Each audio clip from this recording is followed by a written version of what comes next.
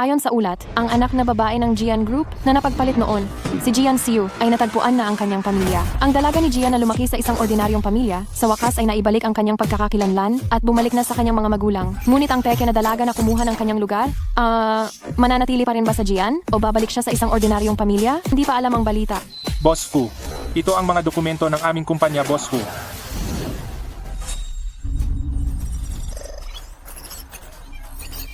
Ngayon si Jian Xiu ay nakabalik na sa pamilya Jian.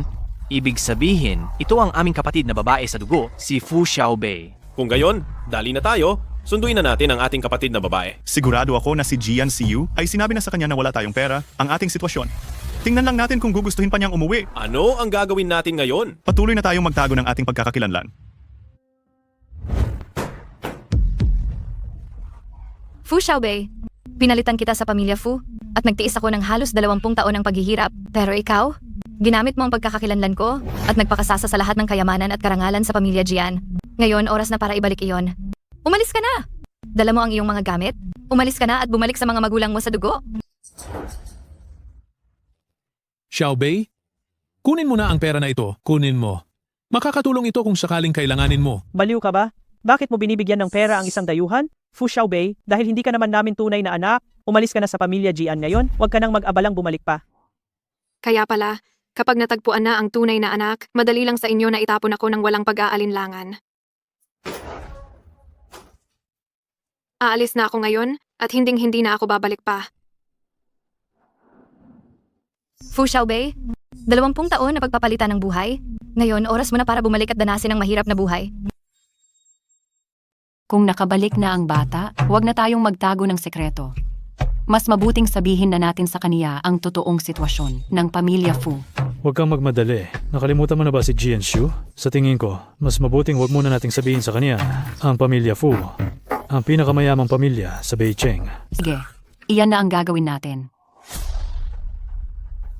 Sa wakas, makikita ko na ang mga magulang ko. Nandito na.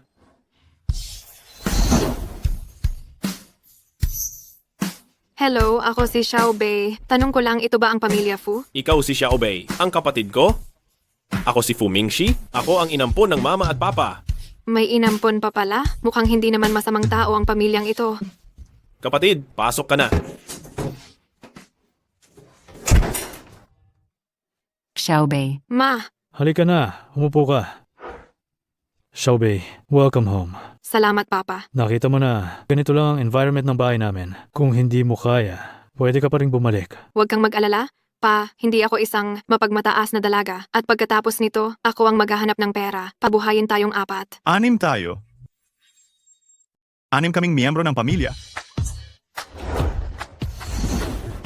Xiaobei, ako ang iyong panganay na kapatid na lalaki, si Fu Yandong. Sa ngayon ay isa lang akong simpleng manggagawa. Xiaobei, kumusta? Ako ang pangalawa mong kuya, si Fu Zhenan. Nagde-deliver ako ng pagkain. Sa hinaharap, kung may gusto kang kainin, sabihin mo lang sa akin at bibilhin ko para sa iyo.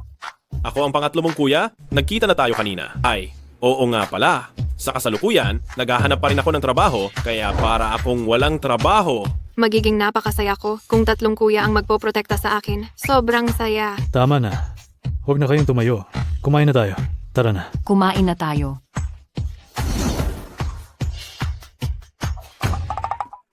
Xiaobei, bakit hindi ka kumakain? Masama ba sa panlasa mo ang pagkain? Hindi po, Ma. Ang lutuin po ni pangatlong kuya ay talagang napakabango. Kumain ka pa. Ito na ang pinakamagandang kainan natin sa loob ng ilang araw sa pamilya. Totoo, wala tayong ganito kadalas na pagkain, kaya kumain ka pa ng marami. Salamat po, Ma. Araw-araw 6 na tao ang naghihintay ng pagkain. Kailangan kong mag-isip ng paraan para kumita ng pera, para mapabuti na ang ating pagkain. Xiaobei, mas mahirap ang kalagayan ng pamilya namin kaysa sa pamilya Jian. Hindi mo naman siguro kami pandidirihan, hindi ba? Mukhang kasing ugali niya si Jian Xiu, mapili sa mayayaman at iwas sa mahihirap. Hoy, pangatlo, pwede mo bang tanggalin ang apron na yan? Ang awkward tingnan eh. Ay, May naisip na akong ideya. Alam ko na ang gagawin ko. Ang Maid Cafe, magtitinda ako ng kape sa kalye. Magtitinda ng kape sa kalye? Nagtrabaho ako sa isang coffee shop dati. Mahusay akong gumawa ng kape. Dagdag pa rito, 3 kuya ko ang nakasuot ng maid costume. Tiyak na magiging patok ito. Magdadamit na maid? Hindi ba medyo? Ay nako, ito ang unang beses na nais magnegosyo ng bunso at ginagawa niya ito para kumita at makatulong sa gastusin sa bahay. Mas mabuti pa iyan kaysa manatili lang sa bahay at walang ginagawa, hindi ba? Oo. Para sa lokasyon, pipiliin ko ang shopping area na pinakamalapit sa mga nagtatrabaho. Tiyak na mabenta ito. Kung gayon, ako at ang mga katrabaho ko ay magsasabi sa kanila para sila ay pumunta at suportahan ka. Sige, Kung gayon, ako pa rin ang magde-deliver at ako mismo ang maghahatid ng kape natin. sige. Saktong wala akong trabaho, matutulungan kitang mag-ayos ng mga bagay-bagay. Napagkasunduan na natin iyan. Kain na, kain na, kain na!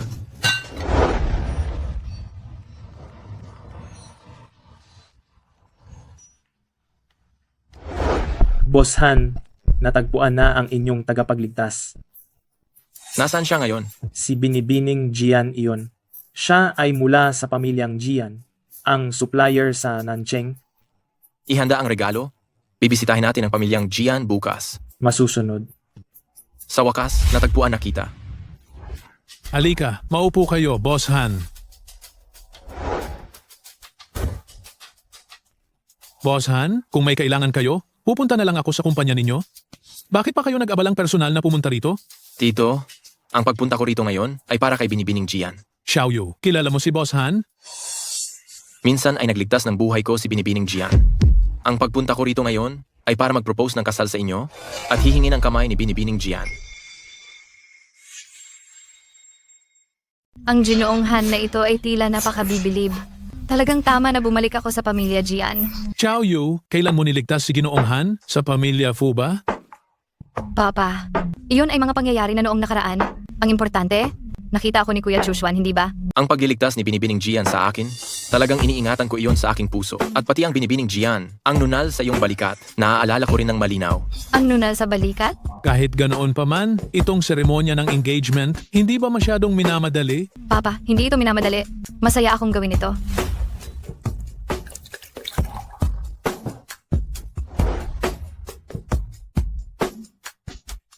Bakit ang pakiramdam ko sa Binibining Jian ay sobrang kakaiba, hindi katulad ng naaalala ko? Huwag kang mag-alala. Binibining Jian, pupwede mo muna akong samahan sa loob ng ilang panahon. Sapagkat kung walang intensyon si Binibining Jian, hindi ba ako'y magiging mapilit? Paano magiging mapilit? Kuya Chushuan, sobra akong masaya sa iyo. Mga bata, magkakilala muna kayo, hindi pa huli ang lahat na magpakasal kapag lumago na ang inyong pagmamahalan. Sige, paalam muna. Papa, bakit hindi mo hayaang si Kuya Chushuan ay magtakda ng petsa ng engagement? Ang kasal ay isang malaking bagay na dapat pag-isipan ng mabuti. Ang pamilyahan nila ay isang nangungunang pamilya sa Beicheng. Ano pa ang pinag-iisipan mo? Sa tingin ko talaga ay naguguluhan ka na.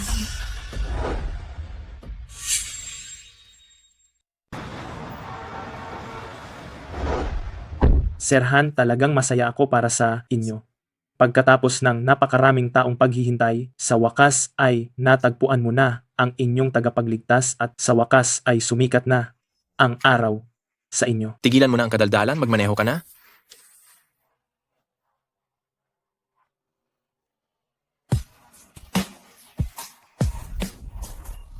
Teka muna. May sariwang kape na giling kamay. Tikman ninyo, tikman ninyo. Dali, dali, dali. Dali, tingnan ninyo. Mayroong kape ng maid na may guwapong lalaki. Sariwang kape na giling kamay. Kuya, huwag naman kayong masyadong matigas. Gumawa kayo ng magandang pose. Bunso, gusto mo bang hubarin mo ang iyong damit para makita ng mga dalaga ang iyong abs? Hubad. Hubad. Hubad. Hubad. Hubad. Wow. Gusto ko ng isang tasa. Gusto ko ng 3 tasa. Gusto ko rin, gusto ko rin. Gusto ko rin. Huwag kayong magagawaan. Dali, mag-ingat kayo sa kaligtasan. Hindi ko inaasahan ang sikat na pangatlong binata ng pamilya Fu. Sa halip na maging isang dalubhasang manggagamot, ay nagtatrabaho pala rito bilang male maid na nagbebenta ng kape. Ginoo, malamang ay nagkamali kayo ng pagkakakilala. Ang kuya ko ay hindi isang dalubhasang manggagamot. Gusto niyo po ba ng isang tasa ng kape? Bakit parang may pamilyar akong pakiramdam tungkol sa babaeng ito? Bakit parang pamilyar siya? Gusto mo ba ng kape?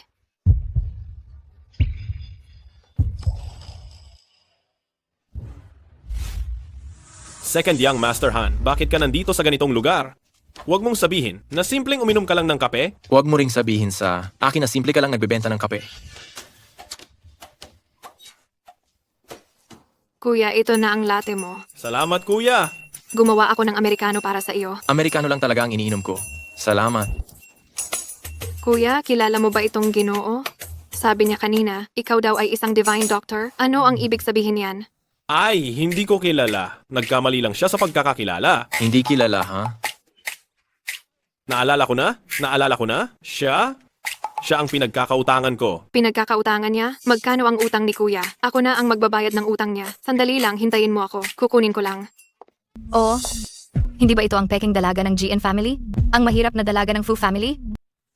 Si Fu Xiaobei. Bakit ngayon? Naging katulong na. Sa buhay, dapat mong malaman ang iyong sariling halaga. Ang pagiging isang katulong mo, talagang bagay na bagay sa iyo. Ang yaman na ninakaw o sa pilitang nakuha, kailangan pa ring bayaran balang araw. Peking dalaga ng GN family? Kaya pala ang nagligtas sa akin dati. Hindi si GNC, kundi siya. Anong ginagawa mo rito? Naparito ako para tawanan ka lang. Kapag mas masama ang kalagayan mo, mas masaya ako. Umalis ka. Hindi ka welcome dito. Naku, mahal kong kuya. Ilang araw pa lang ang nakalipas, magkapatid pa tayo. Pero pinalalayas mo ako. Nalulungkot ang ate mo. Ano itong pinagsasasabi mong nangiinis? Hindi ba ikaw ang materialista? Dahil nalaman mong ikaw ay anak ng pamilya Jian, ay binaliwala mo ang pagmamahal at pag-aalaga ng pamilya Fu sa iyo sa loob ng maraming taon at umuwi ka sa pamilya Jian nang hindi nagpapaalam? Dahil iyan sa inyo. Ay teka, hindi ba't ikaw? Ang gustong mabigyan ng magandang buhay ang anak mo at lihim na nagpalit sa amin. Tito? Ikaw, Tay, huwag na po kayong magalit. Ako po ang inyong tunay na anak, Binibining Gian. Umalis ka? Kailangan pa naming magtrabaho. Ay, Kuya Choksuan? Anong ginagawa mo rito? Tingnan mo nga sila. Inaapi nila ako. Sa tingin ko, ikaw ang nang-aapi sa kanila. Salamat. Babalik ako para magkape sa ibang araw. Hala? Kuya Choksuan? Hintayin mo ako. Sasama ako sa iyo.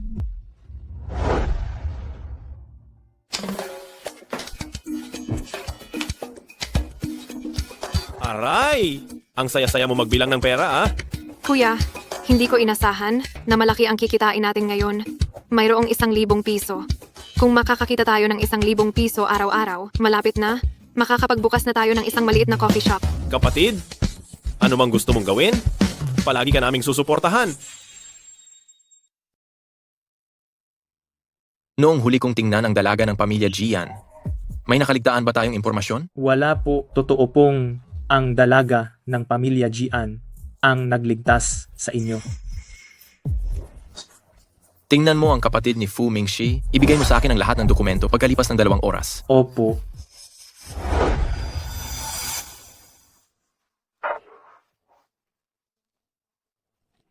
Ay nako, aking sinta at pinakamamahal, sino ang nagpagalit sa iyo? Sabihin mo agad kay mama. Si mama na ang bahalang magturo ng leksyon sa kanya. Kasalanan iyon ni Fu Xiaobei. Nagkaroon kami ng kaunting alitan ngayon. Nakita ni Kuya Chushuan. At hindi na niya ako kinausap. Ay nako, huwag ka nang maging malungkot, nasasaktan ng lubos ang puso ni mama. Mas maganda pa rin ang anak ko, makinis at malinis, hindi katulad ni Fu Xiaobei. May napakalaking nunal sa balikat.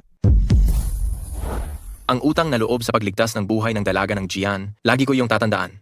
At ang nunal, sa balikat ng dalaga ng Jian, natatandaan ko rin iyon. Nunal? Anong hitsura ng nunal niya? Pakita mo sa akin. Meron ako rito mismo. Tingnan mo. Ito kaya, ang nunal na sinasabi ni Kuya Chushuan? Mukhang...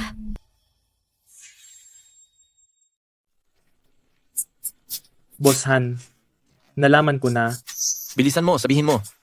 ang kapatid ni Boss Fu, si Beb Fu ay ang bata na nagkapalit sa pamilya Jian at ngayon lang siya nakabalik sa pamilya Fu. Ibig sabihin, si Fu Xiaobei talaga ang nagligtas sa akin? Pasensya na Boss Han, hindi ko pa iyan nabeberipika. Ipagpatuloy ang paghahanap. Masusunod.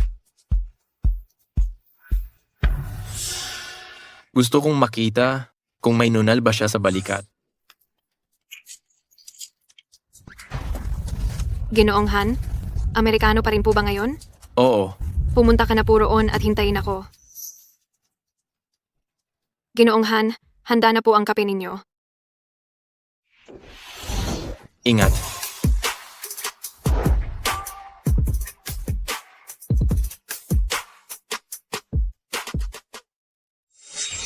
Hindi pwede. Hindi pwedeng malaman ni Kuya Chukswan na si Fu Xiaobei talaga ang nagligtas sa kanya.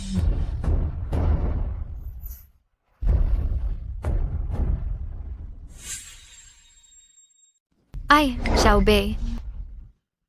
Salamat, Ginoong Han. Hoy, Xiaobei. Halos matumba ka kanina. Ikinagulat ko. Mabuti na lang at nandyan si Kuya Chushwan.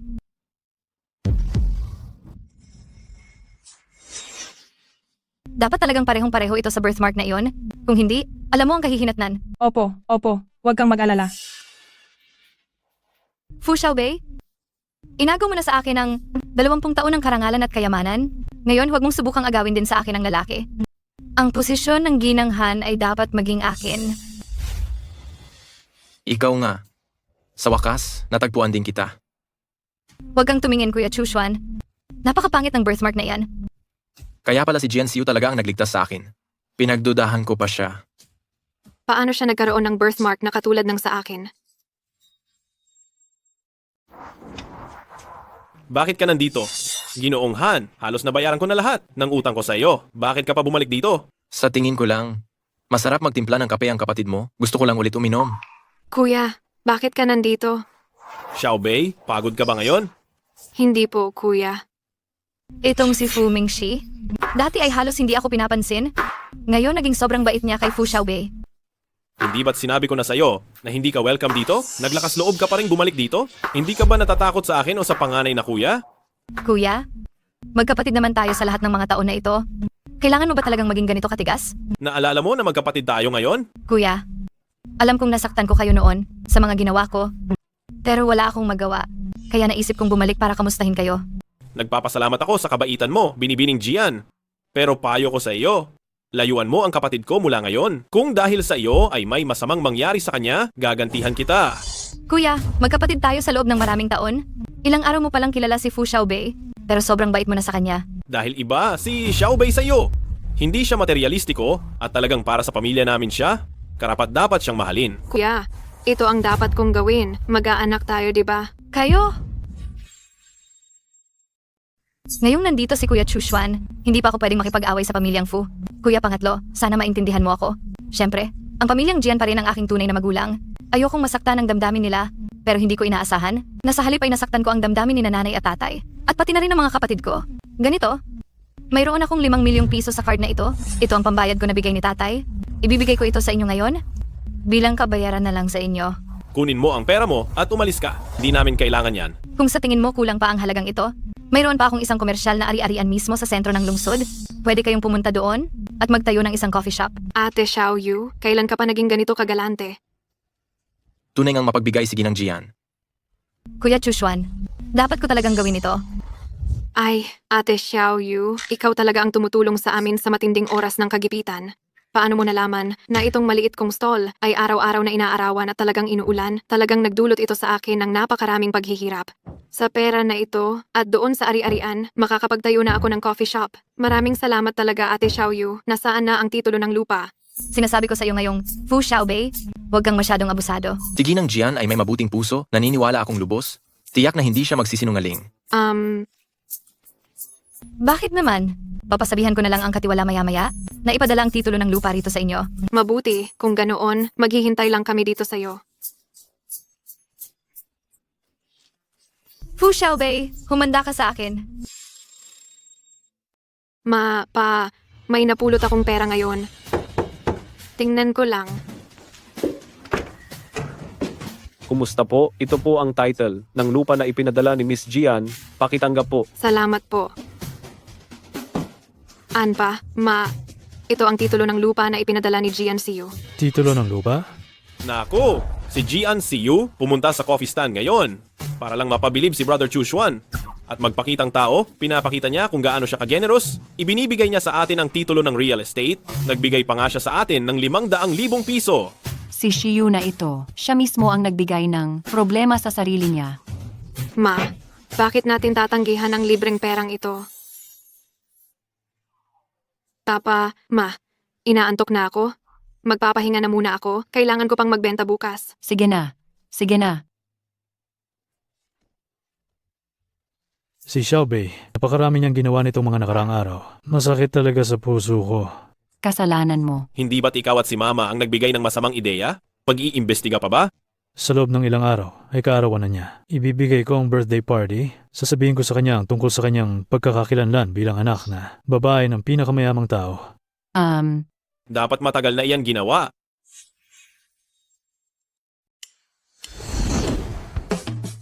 Ito ba ang coffee shop natin? May coffee shop na tayo? Xiaobei, dahil may coffee shop na. Tayo, hindi ka na aabuti ng init at ulan sa labas. Xiaobei, para lang mabigyan ka namin ng sorpresang ito. Talagang nagpakahirap ang tatlo mong kuya. Gustong-gusto ko talaga ang coffee shop na ito. Pero saan kumuha ng ganoong kalaking pera ang pamilya natin? Huwag kang mag-alala, ang mga materyales na ito ay nakuha ni Kuya, sabi niya. Mga sobrang gamit daw ito sa pagre-renovate ng kasamahan niya at saktong nagamit natin. Sige, kayong dalawa na ang bahala. Alis muna ako. Paalam. Ay, oo nga pala. Xiaobei? Oh, ito ang sikretong reseta na ginawa ni Kuya Third para sa iyo. Sikretong reseta?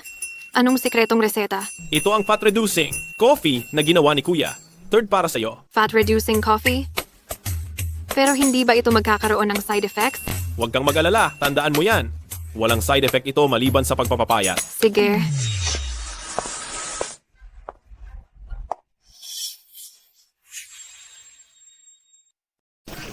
Ma. Ginang. Magkakilala ba tayo ng lubusan? Tawagin mo akong Ginang Gian. Matandang babae, pinapayuhan kitang huwag sumobra. Ito ang teritoryo ng pamilya Fu. Ay, wow. Kailan pa? Naging sa inyo ang tindahang ito? Kailan naging sa amin? Tanungin mo ang mahal mong anak. Mama, wala akong kinalaman dito. Sa tingin ko, ang pamilya Fu ay talagang sakim. Tumahimik ka. Titingnan ko ngayon, gaano katigas ang buto ng pamilya Fu. Kung ayaw mong maghirap, ibalik mo agad ang titulo ng lupa at ang bank card sa anak ko. Sige. Kaya pala namamalimos. Tingnan mo nang mabuti. Kaninong pangalan ang nasa itaas nito? Itong lugar na ito, nasa tabi mismo ng tindahan ni Jian Shio, medyo malas. Imposible. Saan ka kumuha ng pera? Kinuha mo ba sa pamilya Jian? Jian Shio, huwag kang sumobra. Ito ang perang pinaghirapan ko. Kunin mo na ang bank card at titulo ng lupa mo. Hindi ako responsable kung mawala mo yan. Ikaw! Pinapunta ako rito ng aming CEO para personal na magbigay ng regalo sa iyo para sa pagbubukas ng iyong negosyo, Binibining Fu. Ano ito? Ito ay isang titulo ng lupa para sa isang coffee plantation sa Colombia. Sabi niya, napakahusay mo raw magtimpla ng kape, kaya naman binigyan kanya ng isang coffee plantation. Hindi ko ito maaaring tanggapin. Napakabigat nito. Pwede mo yan tanggapin, pwede talaga. Tanggapin mo na po ito, Binibining Fu. Mayroon nang nagbayad para sa iyo. May nagbayad para sa akin? Sino ang tumulong sa akin? Hindi ko pa nabibisita ang kapatid mong babae simula nang makauwi siya. Ang napakaliit na regalong ito ay walang halaga kumpara sa iyo. Lubos kang napakabait, Ginoong Zhang. Huwag mo namang masyadong sirain ang kapatid ko. Hindi naman. Ikaw ang tunay na nagpapalambing sa kanya kapatid. Sa pagbili ng coffee plantation na ito, nakatulong ka rin ng malaki. Fu Xiaobei, talaga namang napakagaling mo. Ang bilis mong nakakuha ng mayamang lalaki, bukod sa pinakamayaman. Wala pa akong narinig na sinuman ang gagastos ng ganoong kalaking halaga para bumili ng isang buong coffee plantation. Kayo po ba ay? Ako ang ina ng pamilya Jian. Maaari ko bang malaman kung sino ang inyong pinuno? Ang aming pinuno ay hindi basta-basta na maipagkakatiwala sa inyo ng mga hamak na pamilya na basta na lang tatanungin. Huwag kayong masyadong mapangahas. Kung gayon, ano ang mayroon ng pamilya Fu? Kung talagang makapangyarihan ang inyong pinuno, bakit sila padadalhan ng mga gamit? Sa tingin ko, baka may hindi lang pagkakaunawaan, di ba? Ano ba kasing pagkakaintindi ang meron? Talagang napakarami ng chismis ng makitid na isip. Binibining Fu, pakiusap ko ninyo na ang kontrata para makabalik na rin ako at magulat. Hi. Kayo, mag-ina ng pamilya Jian, kung wala na kayong gagawin, umalis na kayo agad, hindi kayo welcome dito. Fu Xiaobei, nakikain ka at nakitira ng libre sa bahay namin sa loob ng 20 taon. Ngayon, oras na para suklian mo ang utang na loob mo sa amin sa pagpapalaki namin sa iyo. Paano mo gustong suklian ko? Gusto namin ng kalahati ng shares ninyo sa coffee shop at coffee farm na ito. Paano si Kuya Tatlo? Ayos lang, nandito si Kuya Tatlo. Hindi ka namin hahayaang maapi. Paano kung ayaw naming ibigay? Kung ayaw ninyong ibigay, hindi kami aalis. At kayo, wag na kayong umasa na makakapagbukas kayo ng maayos. Nangangahas ka ba? Sa tingin ko, ang pamilya Gian ayaw na siguro magpatuloy sa buhay sa Beicheng, hindi ba? Ang taas ng boses mo. Sa hindi nakakaalam, akala mo kayo na ang pinakamayaman sa Beicheng. Titingnan ko nga kung paano mo kami sisirain sa negosyo. Sa loob ng 3 minuto, wakasan ang lahat ng pakikipag-ugnayang pangnegosyo sa pamilya Gian at dapat na i-blacklist sila sa buong industriya. Sabi ko, Ginoo, talagang pareho ka pa rin ng dati. Alam mo lang ang magmayabang. Ano? Ang pinakamayamang tao ay tinapos na ang pakikipagtulungan sa amin. Hindi naman namin siya ininsulto. Hindi ito maaari. Yu, bilisan mo. May malaking problema sa bahay. Ha? Ay, huwag ka nang mag-abalang magpaalam. Sino ba talaga ang inaway ninyo? Lahat ng pamumuhunan ng pamilya Fu ay binawi, lahat ng kooperasyon ay tinapos, tapos na. Talagang tapos na tayo ngayon. Yung batang iyon, wala namang koneksyon sa pamilya Fu. Ano ba talaga ang nangyayari dito? Ma, pa, gawan ninyo agad ng paraan. Kagagawa ko pa lang ng maayos na buhay. Hindi pwedeng magbangkarota ang pamilya Gian ng ganito? Hi, Yu. Ang problema natin ngayon, baka ang pamilyahan lang ang makakatulong sa atin na malampasan ang krisis. Kailangan naming gawin ang lahat ng makakaya namin para mapakasal kayo ni Han Chuk-suan ng maaga.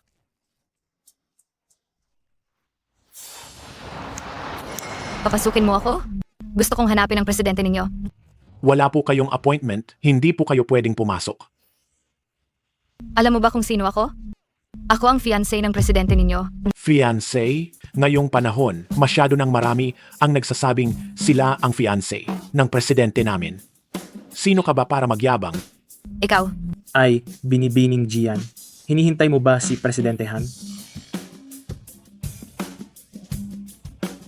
Patay. Baka totoong siya ang fiancé ni Presidente Han? Binibining Gian, dito po kayo. Ginoong Han. Kuya Chushuan, sa wakas nakita na rin kita. May kailangan ka ba sa akin? Sa opisina mo na lang tayo mag-usap.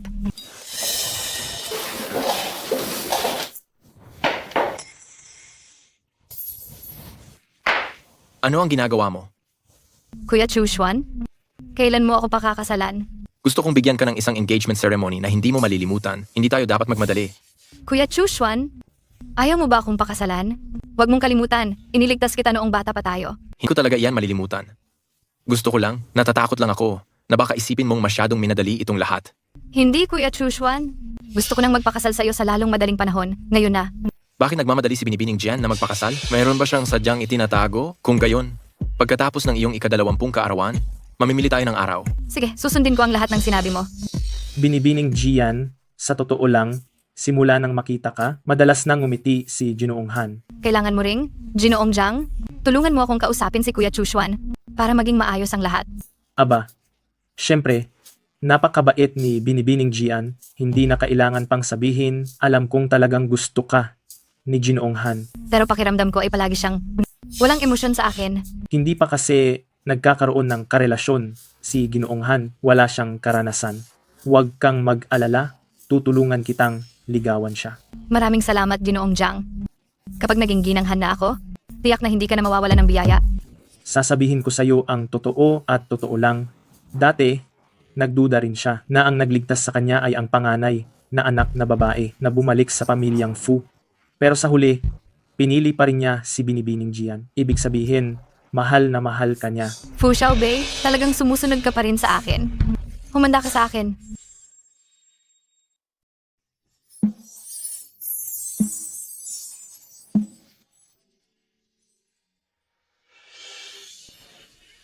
Xiaobei? Ako? Aray? Aray, masakit ang tiyan ko. Sobrang sakit ng tiyan ko, may problema sa kape nyo. Fu Xiaobei, dahil sa pag-iilusyon mo kay Kuya Chushuan, sisiguraduhin kong magsara ang coffee shop mo.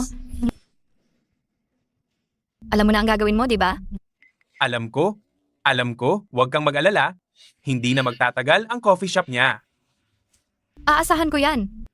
Sige. Hoy, huwag kang uminom. Marumi ang kape na ito. Ano ang inihalo mo sa kape?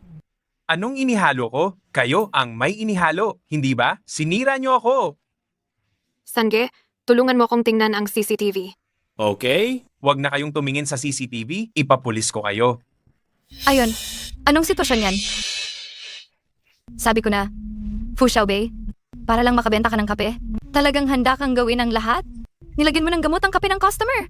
Hindi pa nga nakukumpirma kung may gamot, pero ikaw, pinilit mo nang maniwala na may inihalo kami sa kape? Anong ginagawa mo? Hindi ako allergic sa kape at hindi rin sumama ang tiyan ko. Nandito ang testigo at ang ebidensiya, ipapulis ko kayo. May gamot ba talaga o wala? Ipalaboratorio ang kape na hindi naubos para malaman ang katotohanan. Kuya Chushwan, bakit ka nandito? Dumaan ako at narinig kong may kaguluhan, kaya pumasok ako para tingnan. Tama si Mr. Han. Dalhin muna natin itong natirang kape para ipasuri at saka tayo mag-report sa pulisya. Hindi nila dapat malaman na ako ang may gawa. Lalo na't nandito pa si Kuya Chushwan. Kung hindi ang kasal namin, wag na tayong magpatawag ng pulis. Fu Xiaobei, ang totoo, nagkasakit ang customer dahil sa kape sa tindahan mo, kaya isara mo na agad ang tindahan at ayusin mo. Magbayad ka na lang ng danyo sa tapusin na lamang ito. Bakit? Takot ka bang tawagin ng pulis? Baka ikaw ang nagbayad sa taong ito para lang guluhin kami? Papaanong mangyayari iyon? Kuya Chushwan, ako ay nashock lang kanina, kaya nasabi ko iyon. Ngayon, tingnan mo. Gusto lang tayong biktimahin ng taong ito. Umalis ka na dyan.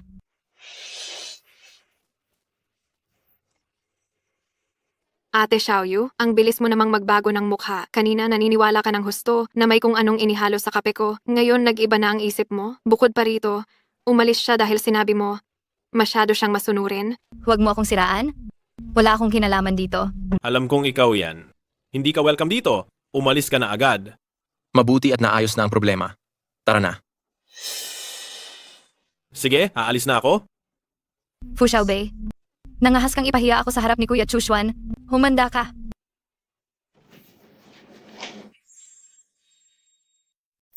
Kuya Tatlo, kung sakaling makita mo si Han Chuxwan, pakisabi na lang sa kanya, salamat ha, tinulungan niya ako kanina pero hindi pa ako nagkakaroon ng pagkakataong magpasalamat sa kanya. Normal lang sa taong may konsensiya na gawin iyon. Hindi mo na kailangang magpasalamat. Kuya Tatlo, kailangan nating tumanaw ng utang na loob. Alam ko, hahanap ako ng oras para magpasalamat sa kanya. Kuya Tatlo, ikaw ang pinakamabait. Hi, Xiaobei. Hindi pa kita natatanong, anong pakiramdam nang makabalik sa bahay? Napakasaya, napakabait sa akin ni Mama at Papa, at mas mabait pa sa akin ang mga kuya ko. Napakasarap talaga maramdaman ang pagmamahal ng pamilya. Xiaobei, halika. Kumain na tayo. Sige. Anong nangyari sa akin kanina? Nais ko pa siyang halikan si Xiaobei. Ang nangyari ngayon, mukhang si Jian Xiu na naman ang may pakana. Bakit niya ba laging pinag-iinitan si Fu Xiaobei? Hindi ko maintindihan kung ano ba talaga ang gusto niyang gawin. General Manager Han, ang relasyon nilang dalawa ay sadyang napakakomplikado. Baka may mga hindi lang pagkakaunawaan na hindi natin alam.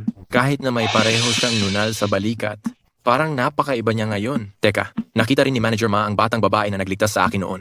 Nakita rin ni Manager Ma. Hanapin mo si Manager Ma para kumumpirma kung siya ba talaga si Jian Xiu. Sige po, General Manager Han.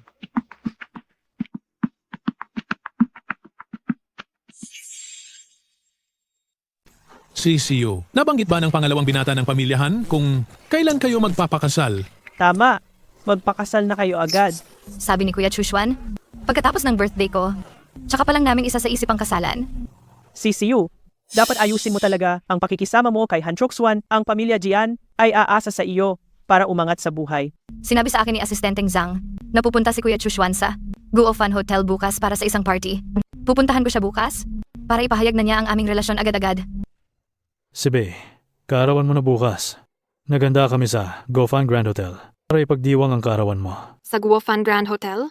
Napakamahal niyan. Kaunting kaarawan lang. Hindi mo naman kailangang maging kagarbo ng ganito, hindi ba? Si Bei, dapat ayusin ang pagdiriwang ng iyong ika-20 kaarawan. Huwag kang mag-alala sa pera. Ito ang unang kaarawan mo simula nang bumalik ka sa pamilya Fu. Talagang pinapahalagaan ito ng 3 mong kuya at naganda pa sila ng damit para sa iyo. Kung ganon, pupunta muna kami ng pangatlo kong kuya sa Guofan Grand Hotel para i-promote ang aming pang-diet na kape.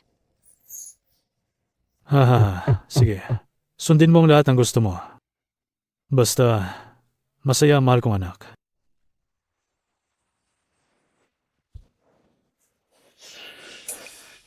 Ako ang panganay na binibini ng pamilya Jian.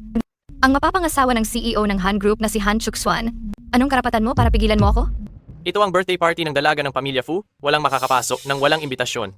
Ang pamilya Han ay isang sikat na pamilya. Kapag kinalaban mo ako, kinalaban mo na ang pamilya Han? Kaya mo ba itong panagutan? Anong nangyayari? Manager, ang babaeng ito ay nagpakilalang nobya ni Second Young Master Han. Walang imbitasyon sa handaan. Gusto talagang pumasok. Pareho namang mukhang mamahalin ang suot ng dalawang ito. Kung sinasabi nilang nobya sila ni Second Young Master Han, posible rin. Hindi natin pwedeng kalabanin si Second Young Master Han. Hayaan na, papasukin na lang natin sila. Masusunod.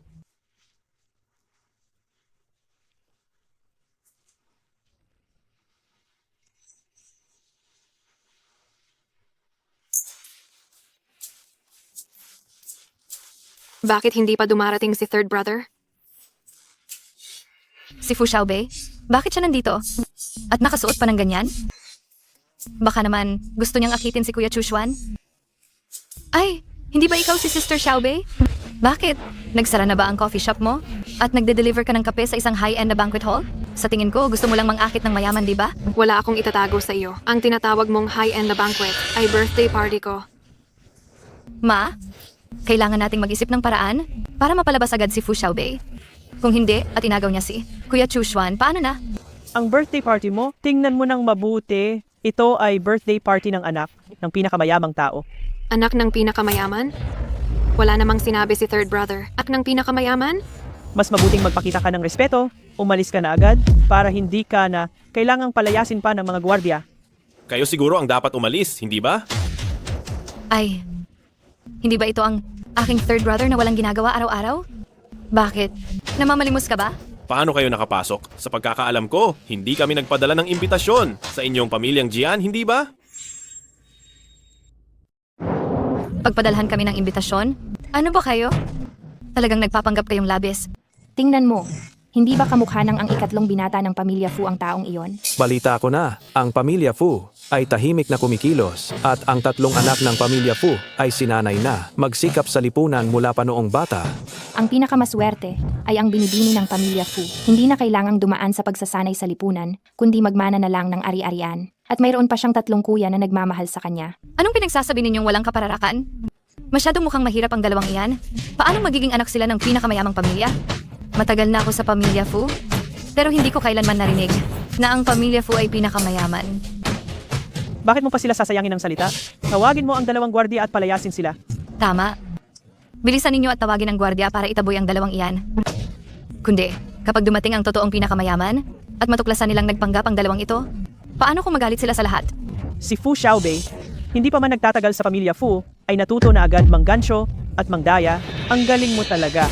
Anong karapatan mo para pagsalitaan ako ng ganyan? Talagang sinasamantala ninyo kami. Kung naglakas loob kayong gawin ito sa kapatid ko, hindi ko na rin kayo pagpapakitaan ng awa. Ikaw na pulubing napakabaho. Tingnan ko kung ano ang magagawa mo. Sino itong gumagawa ng gulo? Sila. Palayasin mo agad ang 2 impostor na ito. Huwag mong dungisan ang birthday party ng anak ng pinakamayamang tao. Sigurado ka bang palalayasin mo kami? Kung tinatakot mo lang kami, okay lang, pero tatakutin mo pa ang manager? Manager, ang 2 ito. Ang babae ang nangaakit ng mga mayayamang binata, at ang lalaki ay siyang nagpapakalat ng mga panloloko. Dali, itaboy mo na sila. Senyorita, mayroon ka namang ganda. Kung gusto mong makahanap ng mayamang lalaki, kaya kitang bigyan ng pagkakataon. Sumunod ka sa akin at sisiguraduhin kong magiging sagana ang buhay mo. Fu Xiaobei, pumayag ka na, dali. Ito na ang pagkakataon mong umangat sa buhay. Oo nga, Xiaobei, pumayag ka na sa manager na ito para hindi ka na mahirapan pa pagkatapos nito. Mahal ko, sumama ka na sa akin. Subukan mo pang hawakan siya ulit, babaliin ko ang binti mo. Aba, Sinipa mo ako? Mukhang nagsasawa ka na sa buhay mo. Kuya, huwag kang magpadalos-dalos. Si JNC ito, sinasadya niyang galitin tayo para maging kahiya-hiya tayo. GOBA, hindi hahayaan ni Kuya na apihin ka ng iba sa harap ko. Fumingsi, ang lakas talaga ng loob mo. Nangangahas kang magkagulo sa birthday party ng anak ng pinakamayamang tao. Sa tingin ko, talagang gusto mong mamatay. Kapag dumating ang pinakamayaman mamaya, titingnan natin kung paano ka tatakbo. Tumahimik ka. Kahit pa pinakamayaman, kailangan pa ring makatuwiran at tapat, hindi ba? Ang mga taong nasa ilalim niya, na mga hayop na nakasuot tao, titingnan ko kung paano niya sila ipagtatanggol sa harap ng lahat. Pinakikinig mo ba ang bilyonaryo sa katwiran? Kaya kanyang durugin sa isang pitik lang? Kasi nidali ng pagpiga sa isang langgam. Fu Xiaobei, makinig ka sa akin. Mamaya, pagdating ng bilyonaryo, huwag mong sabihin na magkakilala tayo para hindi kami madamay sa galit niya. Sa oras na iyon, huwag mo ring asahan na tutulungan ka namin. Sige, gusto ko yan. Ayaw ko nang magkaroon ng anumang koneksyon sa inyong mag-ina habang buhay. Ikaw? Itong si Kuya, nakipag-away na, nag-eskandalo na, tara na. Kapag dumating ang bilyonaryo dito, ang mag-inang ito ay babaliktarin ang lahat ng katotohanan at hindi na natin maipapaliwanag ang ating panig. Anong nangyayari? Hindi ba't iyan si Kalihim Wang, ang kalihim ng panganay na anak ng bilyonaryo? Anong nangyayari?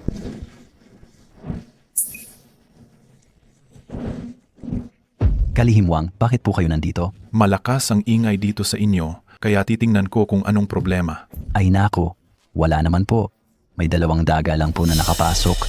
Huwag po kayong mag-alala, paaalisin ko agad ang mga daga. Tiyak na hindi maaapektuhan ang mga bisita. Oo nga po, Kalihim Wang. Wala itong kinalaman sa manager. Kung may sisisihin man, ang 2 daga na yan, talagang napakatuso nila. Tama po, Kalihim Wang, itong magkapatid na ito, dahil sa pera, nagsusuot ng mga bastos na damit, nagsisigaw sa kalye, ngayon nakapasok na naman, hindi ko alam kung ano na naman ang gagawin. Ano pa bang gagawin nila? Gusto lang naman nilang akitin ng mga mayayaman para maging prinsesa. Ayon sa narinig ko, may 3 anak na lalaki ang pinakamayamang pamilya. Kailangan mong mag-ingat sa kanya. Oo, dapat tawagin na agad ang mga tao para paalisin siya. Kung paaalisin, hindi ba parang pinapalampas lang sila? Dapat ay saktan sila palabas para matuto sila sa kanilang pagkakamali. Narinig nyo? Kung hindi pa kayo aalis, huwag nyo akong sisihin kung magiging bastos ako. Bobong bulag, hindi mo man lang makilala ang daga sa may-ari ng bahay. Sa tingin ko, ikaw ang dapat umalis. Pakiusap, manahimik. Ang pinakamayamang tao ay malapit ng lumabas. Palakpakan natin siya.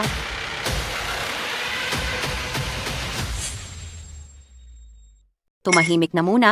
Darating na ang pinakamayamang tao. Palakpakan natin siya.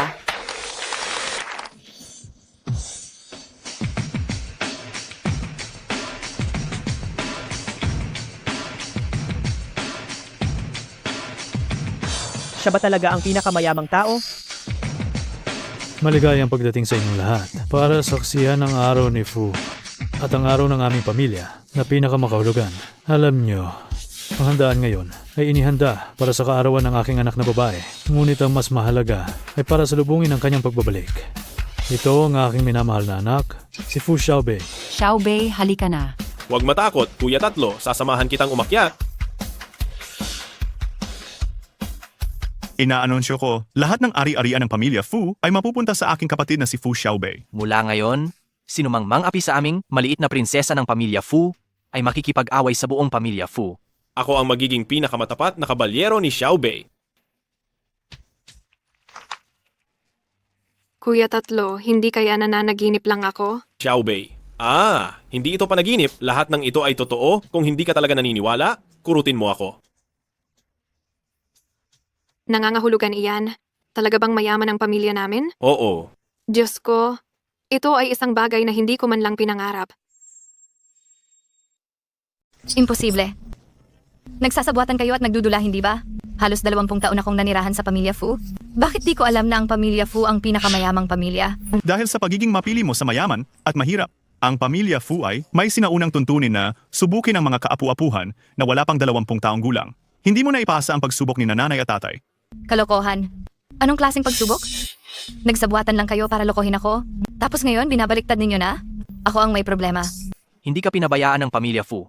Kahit hindi namin sinabi sa iyo ang tungkol sa pagiging pinakamayaman, kailanman ay hindi ka namin tinipid. Pero ikaw, mula pagkabata, dahil sa pagmamahal namin sa iyo, ginawa mo kaming parang mga utusan at marami ka pang mga reklamo kina nanay at tatay at paulit-ulit ka pang bastos magsalita. Bakit pa kailangang magkwento ng ganyan sa kanya? Ano man ang kanyang katayuan, hindi siya kasing halaga ng kahit isang hibla ng buhok ni Xiaobei namin. Sige, piliin ninyo si Fu Xiaobei. Pagsisisihan nyo ito. Nasaan ang manager? Bakit pa kayo nakatunganga diyan? Di pa ba kayo aalis para palayasin ang pesteng yan? Maliit lang talaga ang paningin ko. Nakagalitan ko pa ang dalawang mahal kong bisita. Sila lang po ang nanloko sa akin. Paaalisin ko na po sila ngayon din. Bitawan mo ako! Bitawan mo ako! Fu Xiaobei, inagaw mo ang halos 20 taon ng buhay ko sa pamilya Jian. Ngayon inagaw mo pa. Ang kayamanan at karangalang dapat ay akin. Siguradong mapaparusahan ka.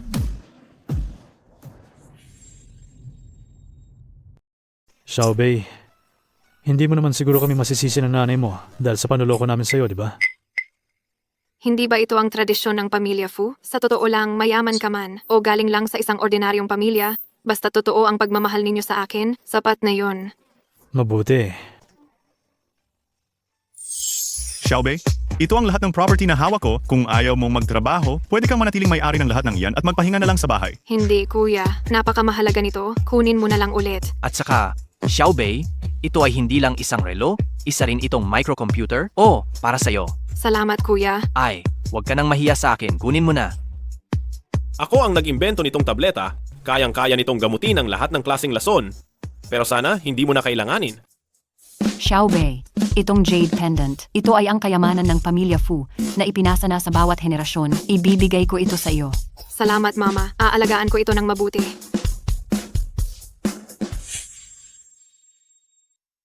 Boss Han, kinumpirma ko ulit kay Manager Ma. Tiyak na tiyak siya na si Miss Jian Siyu sa larawan ay ang nagligtas sa iyo noon. Pero bakit? Wala akong maalala ni Katiting tungkol kay Jian Siyu noong bata pa siya? Boss Han, marahil masyado nang matagal kaya lumabo na ang iyong alaala. Lahat ng ebidensya ngayon ay nagpapatunay na si Miss Jian Siyu ang nagligtas sa iyo, kaya huwag mo nang pagdudahan pa. Kung gayon, simulan na ang paghahanda para sa aming engagement ni Miss Jian. Huwag mong sasabihin ito kay Lolo sa ngayon. Lubos ko pong naiintindihan. Chukshuan, handa ka na ba? Magsisimula na ang handaan ng pamilya. Fu, kailangan na nating umalis. Opo, Lolo. Umalis na tayo. Isang malaking pagbati ang ipinapaabot namin kay Boss Fu sa pagkakabalik ng kaniyang mahal na anak. Salamat, salamat. Napakaganda ng inyong anak. Happy birthday sa inyong anak. Maligayang kaarawan. Ay, hindi ba't may dalawang marangal na bisita pa ang hindi dumarating? Sina Old Master, Han at Chukshuan ba ang tinutukoy mo? Si Han Chok-Shuan ba? Bakit parang mukhang malapit ang pamilya niya sa pamilya natin? Maligayang pagdating, Old Master Han, Young Master Han.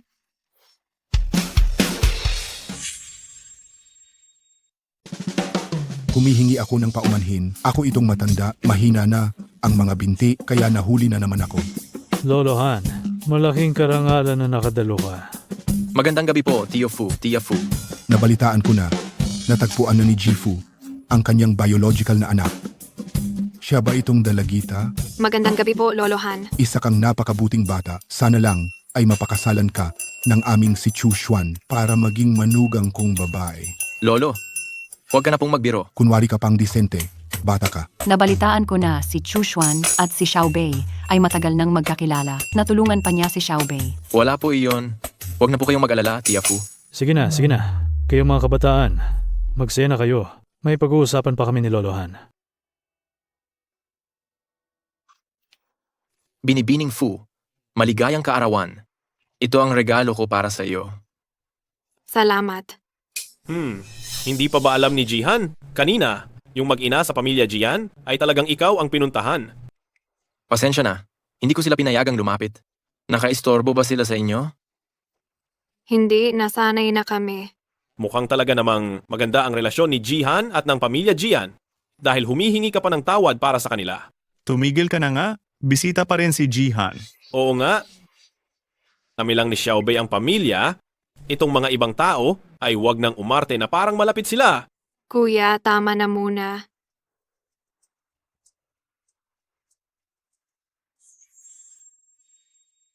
Pangulong Fu, hindi ko alam kung sinabi sa iyo ni Matandang Fu.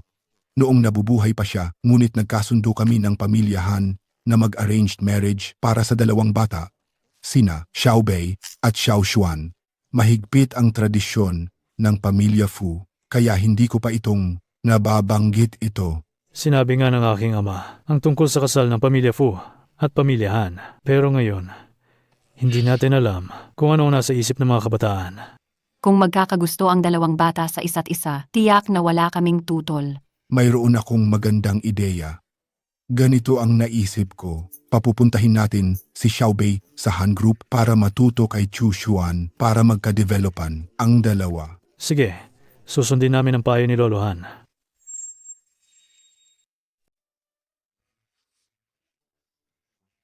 Xiao Bei, simula ngayon, ito na ang bago nating bahay.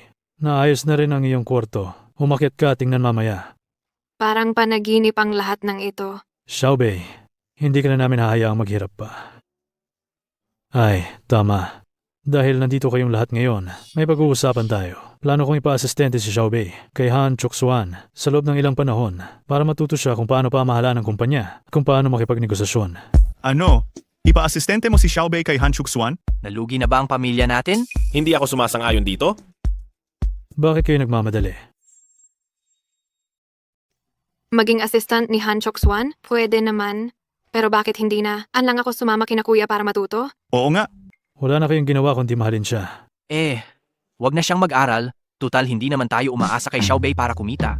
Tama si kuya. Gusto ko lang na si Xiao Bei maging isang masayang munting prinsesa. Ayaw lang ng mga kuya mo na mapagod ka. Kung sumama ka sa kanila, tiyak na pagkatapos ng 3 araw, wala na namang gagawin sa loob ng 2 araw. Ang Han Group at ang pamilyang Fu ay madalas magkaroon ng transaksyon. At si Chok-Suan ay isa sa mga natatanging negosyante ng Beicheng. Kung kasama mo siya, tiyak na marami kang matututunan. Siyempre, igagalang din ng papa ang desisyon mo. Tama ang sinasabi mo pa. Gusto kong subukan. Ano? Xiao Bei, sigurado ka ba talaga? Gusto ko pa ring subukan para may matutunan ako at makatulong ako sa inyo sa hinaharap. Ang galing ng anak ko. Ang talino ng kapatid ko, tiyak na mabilis siyang matututo. Pag may problema, tawagin mo lang kami. Huwag kayong mag-alala. Sisiguraduhin ko na aalagaan ko ang sarili ko.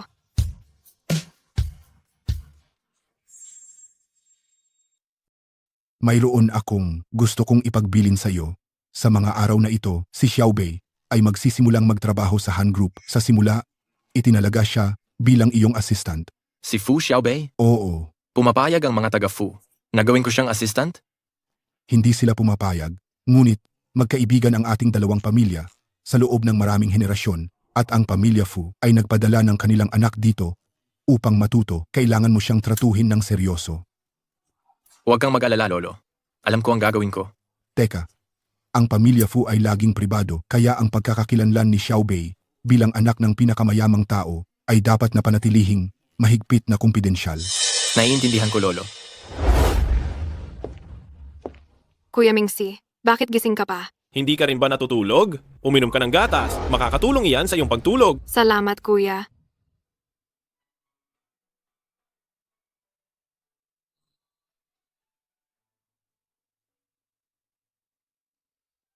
Ano ba talaga ang iyong problema? Xiao Bei, ayokong maging assistant ka sa Han Group. Nag-aalala ako na mapagsamantalahan ka. Lalo na ni Han Chok-Suan. Wala siyang mabuting intensyon. Masyado kang nag-iisip, kuya. Tinulungan pa nga ako ni Han Chok-Suan dati. Xiao Bei, gusto mo ba talaga si Han Chok-Suan?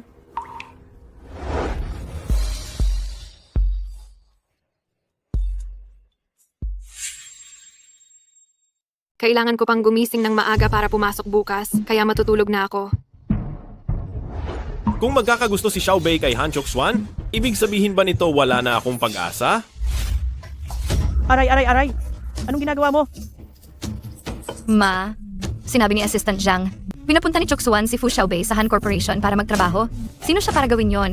Hala, kumalma ka muna. Isang maliit na assistant lang naman siya. Pero assistant siya ng presidente. Siya ang pinakamalapit na tao kay Han Chok-Suan. Kung sakaling sila ay magka-develop pa ng damdamin habang magkasama sa matagal na panahon, Anong mangyayari sa akin? Aba, at ano naman ngayon? Ikaw ang nasa puso ni Choksuan ngayon. Fu Xiaobei? Talaga namang hindi ka tumitigil sa paninira? Naglakas loob kang agawin ng lalaki ko? Huwag mo akong sisihin kung magiging walang puso ako.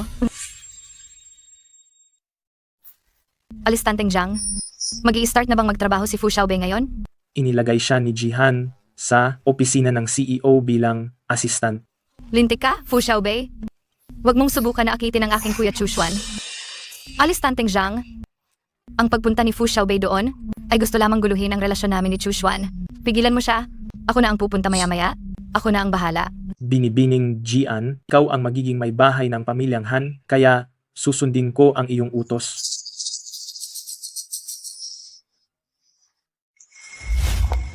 Magandang araw. Ako ang bagong empleyado sa opisina ng CEO, si Fu Xiaobei. Pumasok ako ngayon para mag-report. Sandali lang, tatawagan ko lang ang opisina ng CEO para magkumpirma. Hello. Hello, Alistanteng Zhang. May babaeng nagngangalang Fu Xiaobei na gustong mag-umpisa ng trabaho. Paano ito? Ayaw na ayaw ni Ji. Han ang mga babaeng basta-basta na lang umaabala sa kanya. Huwag mong hayaang lapitan ng babaeng iyan si Ji Han.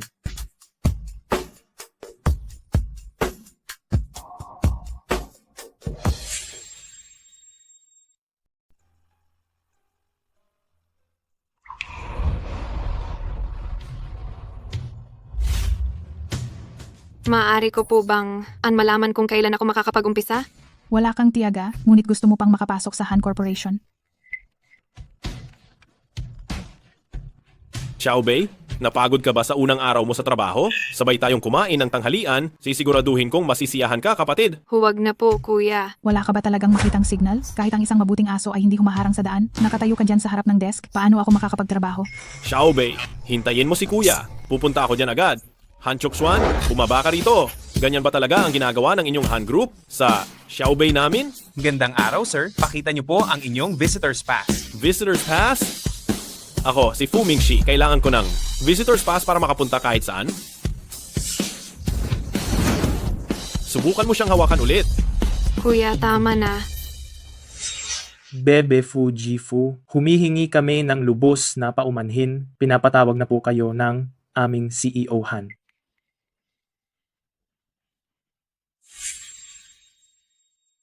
Boss Han, sadyang napakaabala mo talaga. Iniwan mo si Xiaobei sa ibaba buong umaga. Sa susunod na makikipagkita ako sa iyo, kailangan ko na rin bang magpa-appointment? Ito ay pagkakamali ko, ang receptionist na nagpahirap kay Beb.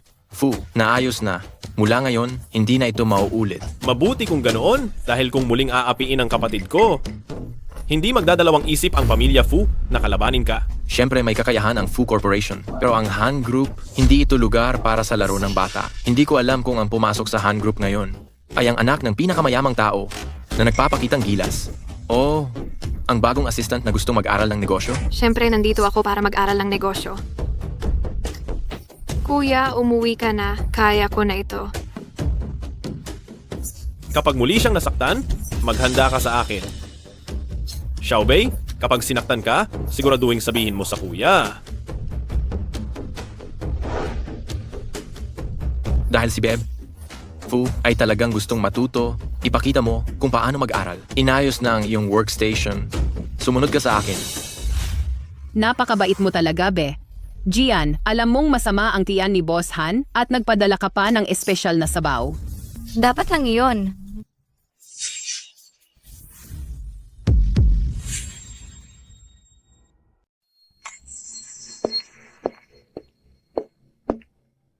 Pumasok ka sa Han Corporation?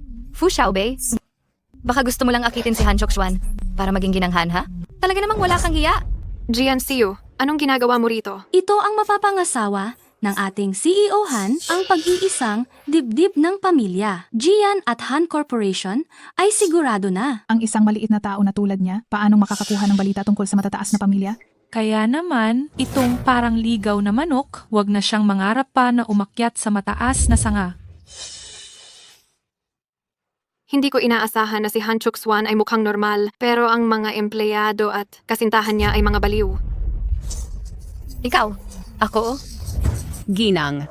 Gian, hindi ba kayo pumunta rito para hanapin si CEO Han? Hayaan ninyo akong samahan kayo. Huwag na tayong mag-aksaya ng oras sa ganitong klase ng tao.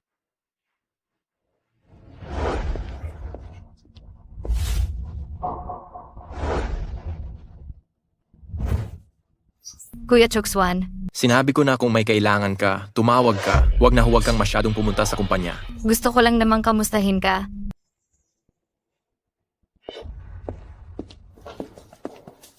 CEO Han, Anong nangyari kaninang umaga? Sino ba talaga ang sumagot sa tawag mula sa front desk papunta sa opisina ng CEO para ipaprocess ang pagpasok ni Fu Xiaobei? Sino ba talaga ang sumagot?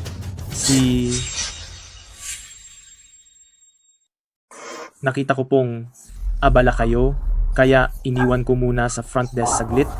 Tapos nakalimutan ko na po. Iyan ba ang pag-uugali mo sa trabaho? Kasalanan ko po. Kuya Chuswan, si Assistant Jiang naman ay hindi sinasadya. Kung dahil lang sa bagay na ito, sisantahin mo siya, baka masaktan mo ang loob ng mga empleyado. Dahil sa kanya, naantala ang pagpasok ng bagong empleyado. Kung ako'y hindi kikilos, masasaktan ang loob ng mga nasasakupan ko. Kuya Chu X1, noong bata pa ako, pagkatapos kitang iligtas, nagkalagnat ako ng mataas. At hanggang ngayon, sumasakit pa rin paminsan-minsan ang aking ulo at madali rin akong makalimot. Kung dahil sa bagay na ito, paalisin ako ng aking amo, tiyak na labis akong magtatampo. Sa buwang ito, 0 ang performance bonus mo. Huwag mo na ring isipin ang taunang bonus. Salamat, Ginoong Han.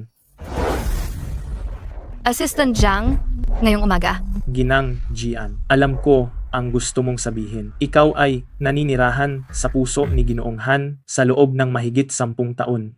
Ayaw ko sanang dahil sa ilang walang kuwentang tao o pangyayari, maapektuhan ang inyong relasyon ni Ginoong Han. Isa kang ang tapat na aso. Sayang lang, ang nagligtas kay Han Chuswan noon ay hindi talaga ako. Huwag kang mag-alala, Assistant Jiang. Mahal ko talaga si Chuswan. Malapit na kaming ikasal.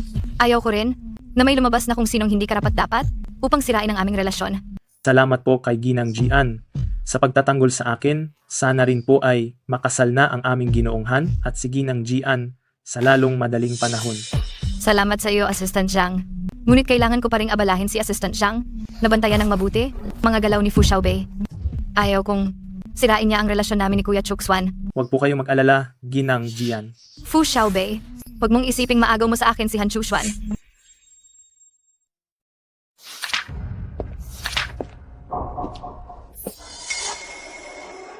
Dito sa amin, kailangan manlibre ng mga baguhan para bilhan ng merienda ang buong departamento.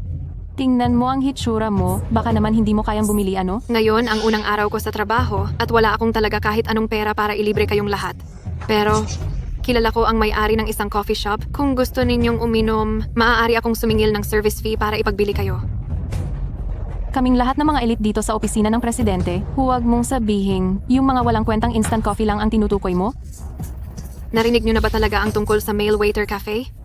Naku, sikat na sikat iyan ngayon. Nabalitaan ko na sobrang gwapo ng mga male waiter doon at may serbisyo pa silang maghahatid mismo sa inyong pinto. Totoo ba yan? Gusto ko rin. Dali, kunin mo na ang pera ko. Walang problema. Gusto ko rin. Kunin mo na ang bayad. Tingnan natin kung magkano ang kikitain ko ngayon. May emergency ang mga kuya, kailangan nila ng matatangkad at gwapong male model para maghatid ng kape. Ang tatlo mong kuya, nag-aalala na baka maapi ka sa kumpanya, kaya matagal na silang naghanda.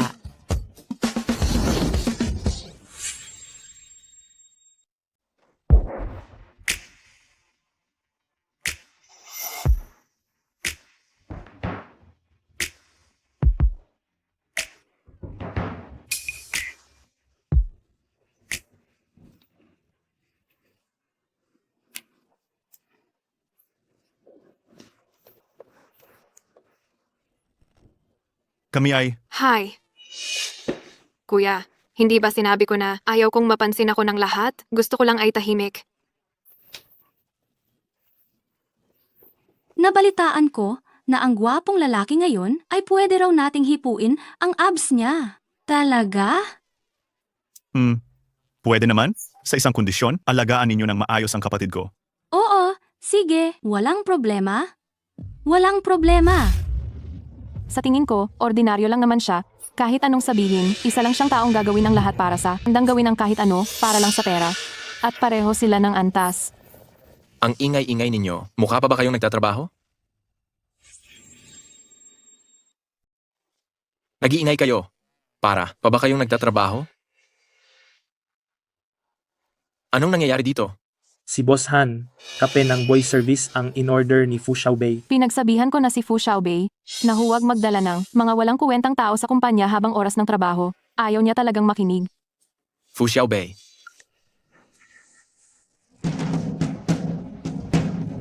Ikaw nga ba talaga ang umorder nito? Totoo na ako ang umorder ng kape, pero tungkol sa bayad, nag-AA kami, alam mo ba? Kasama ka, Secretary Liu. Nagbigay ka rin, hindi ba? At sa pagkakaalam ko, ang Boy Service Coffee, na ito ay bagong produkto ng Pamilya Fu.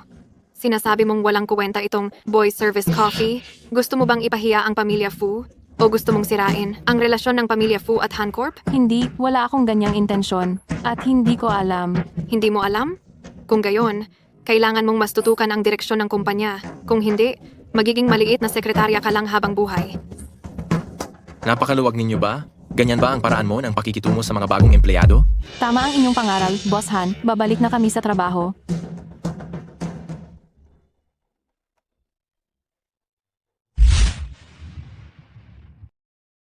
Boss Han, si Fu Xiaobei, bukod sa pagkolekta ng bayad sa kape ng lahat, kumolekta rin siya ng dagdag na bayad para sa pag-aasikaso ng order. Itong si Fu Xiaobei, talagang may kakaiba siyang dating. Sa tingin ko, matalino siya. Darating ang mag-asawang Gangcheng sa loob ng ilang araw. Ipaayos mo kay Fu Xiaobei ang itineraryo at gawin siyang aking personal assistant. Hindi po yata tama iyon. Baguhan lang po si Fu Xiaobei. Kung magkakamali siya, baka maapektuhan ang kooperasyon. Nandito ako. Anong pagkakamali ang magagawa niya?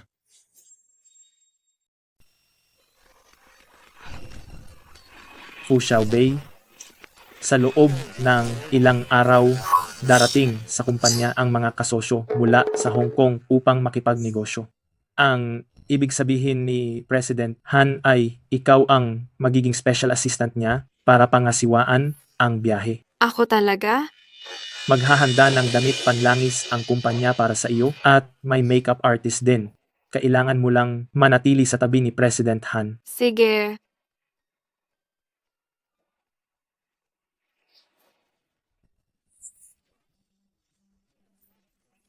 Ano? Sabi mo si Chu Xuan ang nagpagawa sa kanya ng special assistant? At naghanda pa ng custom-made na gown para sa kanya?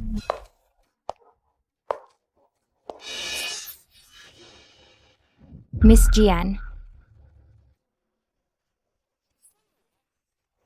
Jian Siu, bakit ka nandito? Ang pagbisita ng mag-asawa mula sa Hong Kong ay napakalaking bagay. Ako, bilang fiancé ni Chu Xuan, syempre kailangan kong dumalo. Pero, nadumihan ang damit ko. Kaya hihiramin ko muna ang damit mo. pero ang damit na ito ay personal na inihanda ni President Han para kay Miss Fu. Dahil gusto mo, sa iyo na lang. Pagkatapos ng lahat, iyon ay inihanda ng fiancé mo? Kung gayon, salamat.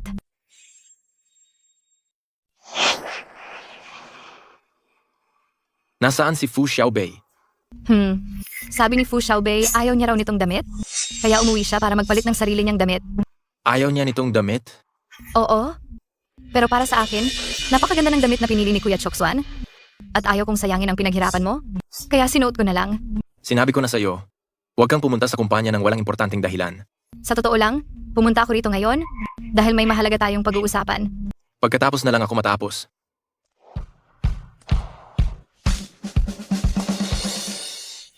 Maingat kung pinili ang gown na ito, tiyak na mas mahusay ito kaysa sa inihanda ni Han Chuksuan. Pero sa huli, kung ano ang pipiliin mo, ikaw pa rin ang magdedesisyon, kapatid.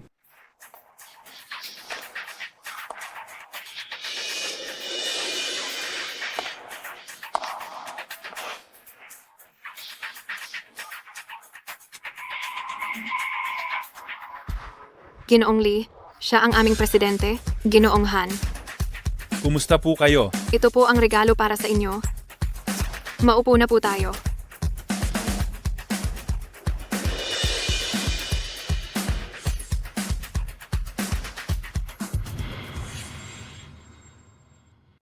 Chushuan, lahat ng ito ay dahil sa'yo. Fu Xiaobei. Pakiayos mo ang mga kasunod na dokumento ng kontrata, tapos dalhin mo sa kwarto ko mamaya. Sige, walang problema. Kuya Chushuan, pasensya na kung bigla akong sumulpot. Naistorbo ko ang trabaho mo. Kasalanan ko. Hindi ba may kailangan ka sa akin? Para ipagdiwang ang matagumpay mong negosasyon, uminom tayo.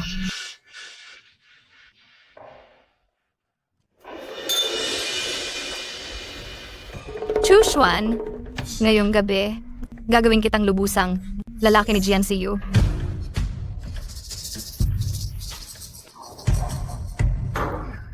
Boss Han, Hindi mo na kailangan. Kaya ko mag-isa.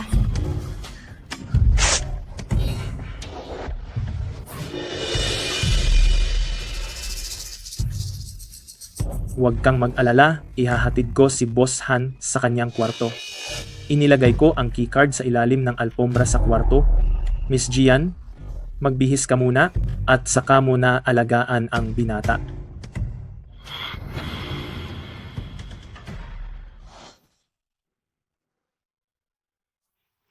Itong mag-asawang Gangcheng, malakas uminom. Boss Han,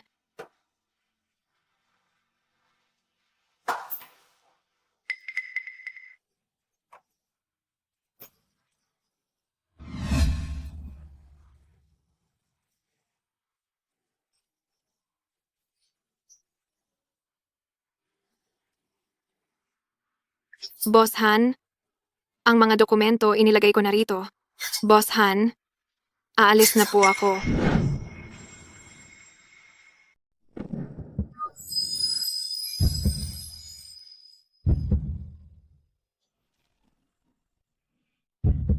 Mr. Han,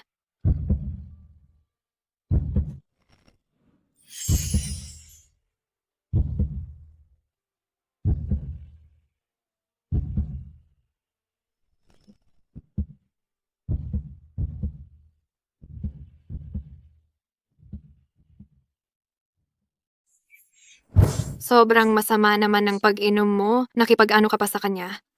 Pero ang ganda ng katawan niya. Sayang at siya ang nobyo ni GNCE. Ang The 36 Stratagems ay tumakas. Isipin na lang nating walang nangyari.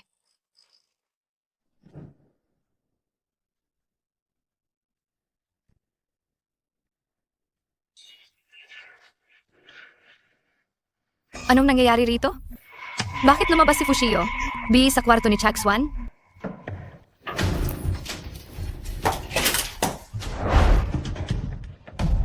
Paano nangyari iyon? Sira ulo talaga. Yang si Fushio, B.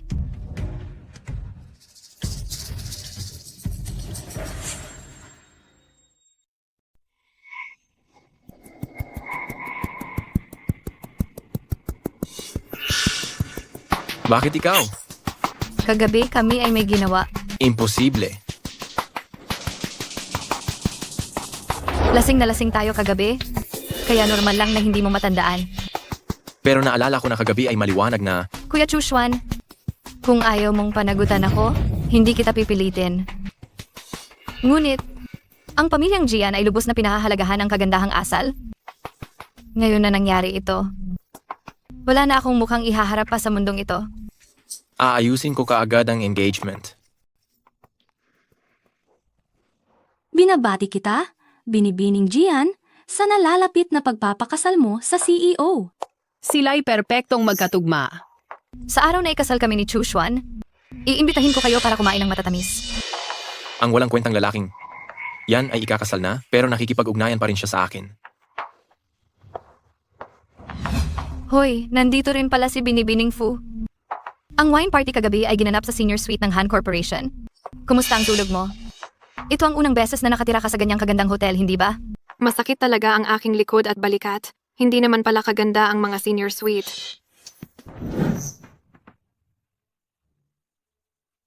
Siguro naman, narinig mo na ang tungkol sa engagement namin ni Chushuan. Dahil diyan, pakisuyong Jinang Fu, tulungan mo kaming ihanda ang seremonya ng aming engagement. Ako ay isang assistant, hindi isang master of ceremonies, kaya wala akong obligasyong tulungan kayong magplano ng kasal. Gayunpaman, kung talagang kaya mong magbayad para dito, matutulungan ko kayong makahanap ng wedding planner. Matigas pa rin ang dila mo. Empleyado ka pa rin ng Han Group? Kaya kailangan mong sundin ang mga utos ni Chushuan. Ibig sabihin ba iyan ni Han Chukshuan? Siyempre iyan ang ibig sabihin niya. Maaari ba kitang lokohin? may inaasikaso ang CEO, kaya't pakiusap Miss Fu. Tulungan mo kami ng maayos sa paghahanda ng engagement ng CEO at ni Miss Jian. Oh, ano? Narinig mo ba? Dahil utos ito ni Chushuan, magpapakasubsob ka sa trabaho, Miss Fu. Ang asong lalaki na yon, matapos makakuha ng pakinabang, hindi na umamin sa ginawa at ininsulto pa ako ng ganito. Sige, tiyakin ko, nagagawin ko itong isang marangyang pagdiriwang para sa inyo. Aray. Aray. Sino ka? Matandang hukluban? Hindi ka ba tumitingin? Apo. Lolo. Ay, Lolo. Lolo, ayos lang po ba kayo? Dahan-dahan lamang po ang inyong paghinga. Huwag na huwag kang mag-alala. Lolo, ayos ka lang ba? Hoy! Wala akong kinalaman dito. Itong matanda na ito, siya ang nagpabangga sa sarili niya. Wala itong kinalaman sa akin. Bahagya ko lang siyang tinulak. Halata namang nangungontrata lang siya ng aksidente. Bakit ka pa nakatunganga diyan? Tumawag ka ng 120 emergency number. Ah, oo. Lolo. Lolo, gising na po kayo. Tingnan mo na. Alam ko na. Ang mga taong tulad niya ay nangungontrata lang ng aksidente. Parang malagkit na semento. Hindi mo matanggal. Tumahimik ka. Huwag mong sobrahan, Jian Siu. Dahil sa matandang ito, naantala ang kasalan ko. Kaya mo ba itong panagutan? Sige, aalis na lang ako sa trabaho. Buhay ng tao ang nakataya dito. Kaya dapat seryosohin, may oras ka pa para magsalita ng walang saysay. Lolo, sabi ng doktor ay ayos na kayo. Gumagaan na ba ang pakiramdam ninyo sa ngayon? Oh, Xiaobei, mas maayos na ako ngayon. May biglaan lang akong kailangan gawin ngayon. Kailangan ko na pong umalis. Bababalik po ako bukas, okay? Sige, Mauna na po ako. ang munting babae mula sa pamilya Fu ay talagang mabait. Lolo, bakit ka na ospital? Mayroon pa bang masakit sa'yo? Hindi ba't ikaw ang nagpagalit sa akin? Napakalaking bagay ang pagpapakasal. Bakit hindi mo muna kinausap ang pamilya? Lolo, ako, at si Jian. Kinikilala ko lang ay ang babae sa pamilya Fu bilang aking apo sa batas. Ang ibang tao hinding-hindi maaaring makapasok sa pinto ng pamilyahan. Binibining Jian, mukhang hindi ka gusto ni matandang Ginoong Han at pilit niyang pinakakansela ni Presidente ang engagement. Isang matandang lalaki na malapit ng mamatay. Gusto pa rin niyang makialam sa lahat ng bagay. Sabihin sa akin kung nasaan ang ospital ngayon. Ako mismo ang aayos nito. Hospital Central.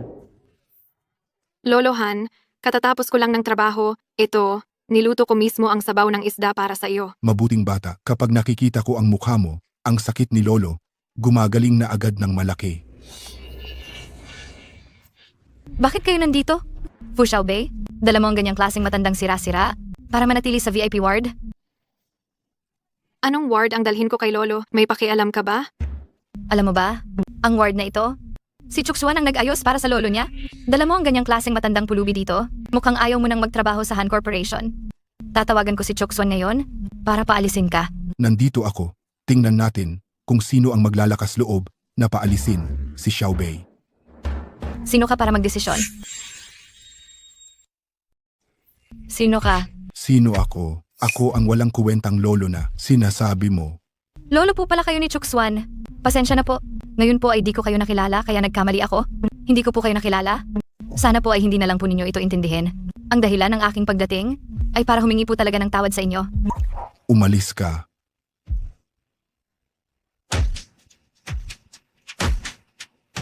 Pumayag na si Han Chuksuan na makipag-engage sa akin. Kahit hindi ako gusto ng matandang ito, wala siyang magagawa. Sa huli, ipapasa pa rin ang Han Corporation kay Chuksuan. Pagdating ng panahon, Xiaobei, dahil mag-engage na si Han Chuksuan at Jian Siu, hindi na siguro tama na magtrabaho ka pa sa Han family. Ayoko na rin namang masyadong makipag-ugnayan kay Jian Xiu. Kaya siguro, babalik na lang ako sa coffee shop natin. Iyan ay mabuti pa nga. Para masasamahan mo rin si Mama nitong mga araw. Kung ano man ang gustong gawin ni Xiaobei, suportado ka namin. Salamat, Kuya 3. Nasaan si Fu Xiaobei? Bakit hindi ko siya nakitang pumasok ngayon? Nag-resign na siya, sabi ng HR department sa sulat ng pagbibitiw na inihain niya, nakalagay na napakabigat daw ng trabaho. Alam ko na, hindi magtatagal ang isang mapiling dalaga. Kuya Tatlo, ang lungkot-lungkot ko. Xiaobei, huwag iiyak. Sabihin mo sa akin kung sino ang nangapi sa iyo, hahanapin ko siya at susumbatan. Si Han Chukshuan mismo, kahapon lang ay biniro niya ako, pero kinabukasan, engaged na siya kay Jian Siyu. Han Chukswan, ikaw na hunghang.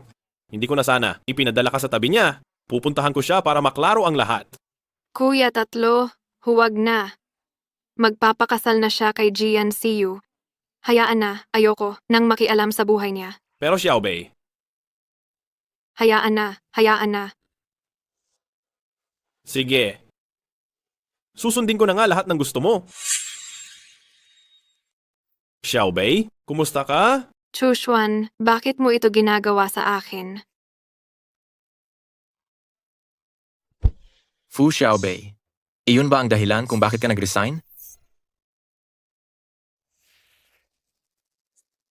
Hoy, Ang kumpanya ay hindi lugar na basta mo na lang pupuntahan at basta mo na lang aalisin. Kahit mag-resign ka, kailangan mo munang i-turn over ang trabaho bago ka umalis. Ginoong Han, ang tinatawag mong trabaho ay ang tulungan kang mag-ayos ng venue ng kasal, tama? Xiaobei, halika, uminom ka na ng pampagising. Ang labo. Si Han Chukswan na yan, sobra na talaga. Abot na sa ganitong punto, pinagsasamantalahan ka pa rin naman. Wala tayong magagawa, Kuya Tatlo. Trabaho iyan. Kailangan itong tapusin. Pero huwag kang mag-alala. Pagkatapos kong i-turn over itong trabaho, lalayuan ko na si Han Chukswan. Sasama ako sa iyo. Pero huwag na huwag mong pakikialaman ang trabaho ko, ha? Sige.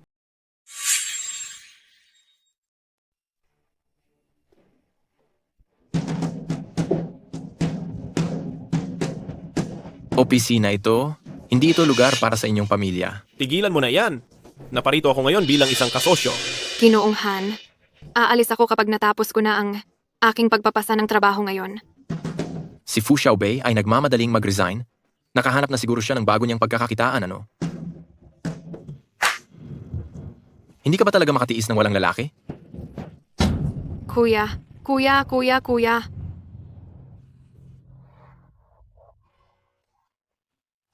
Ilang taon na ba kayo? Ang pangit niyong tignan na nag-aaway. Ang dangal ng pamilyang Fu at Han mawawala dahil sa inyo. Kita mo na?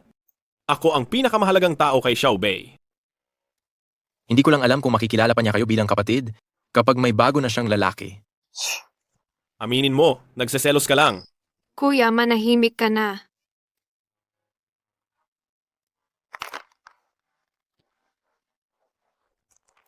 Ikaw na lang ang gumawa niyan. Tutal, engaged ka na. Para maiwasan ang hindi kinakailangang di pagkakaunawaan, mas makabubuti na huwag na tayong masyadong magkita. Malala ang sugat sa kamay ko, hindi ko kayang gawin mag-isa. Sino ang gumawa sa iyo niyan?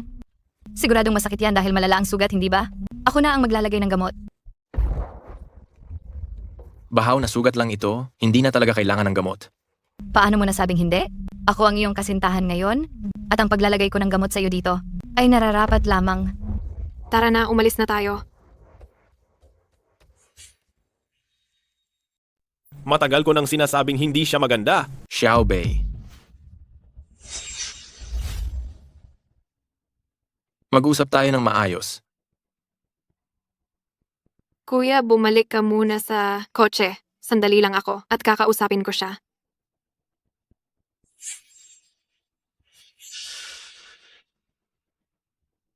Bakit mo gustong mag-resign? Dahil hindi kasalan ang kasalan ang pinag-aralan ko, kaya hindi ko kayang gawin ang trabaho sa pag-aayos ng inyong engagement party. Mr. Han, pagkatapos mo akong marinig, masaya ka na ba?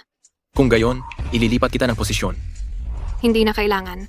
Wala akong balak bumalik sa ngayon. Kung ganoon, mag-leave ka na lang muna ng matagal. Bibigyan kita ng mahabang bakasyon. Xiaobei, kung hindi ka masaya sa ginagawa mo, sabihin mo lang sa akin at kay Chushuan. Pagkatapos ng lahat, ako ang fiancé ni Chushuan. May responsibilidad. Akong tulungan ang kanyang empleyado na ayusin ang sitwasyon. Hindi na kailangan, magre-resign ako.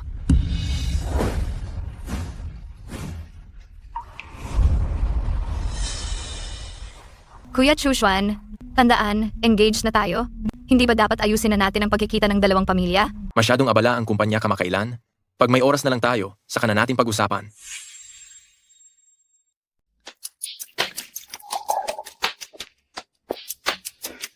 Lolo, Lolo? Aray, siguro, ito na ang mapapangasawa ni Chu Xuan na si Siyu, tama? Talaga namang napakaganda ng swerte mo. Lolo, kumusta na po ang kalusugan ninyo? Nagdala po ako ng pampalakas sa inyo. Ang nangyari noong nakaraan ay kasalanan ko. Pero ang taong walang alam ay walang sala, hindi po ba? Hindi ko po alam na kayo pala ang lolo ni Chu Xuan, kaya naging pabigla-bigla po ako. Hindi po siguro. Kayo magagalit sa isang bata, hindi po ba?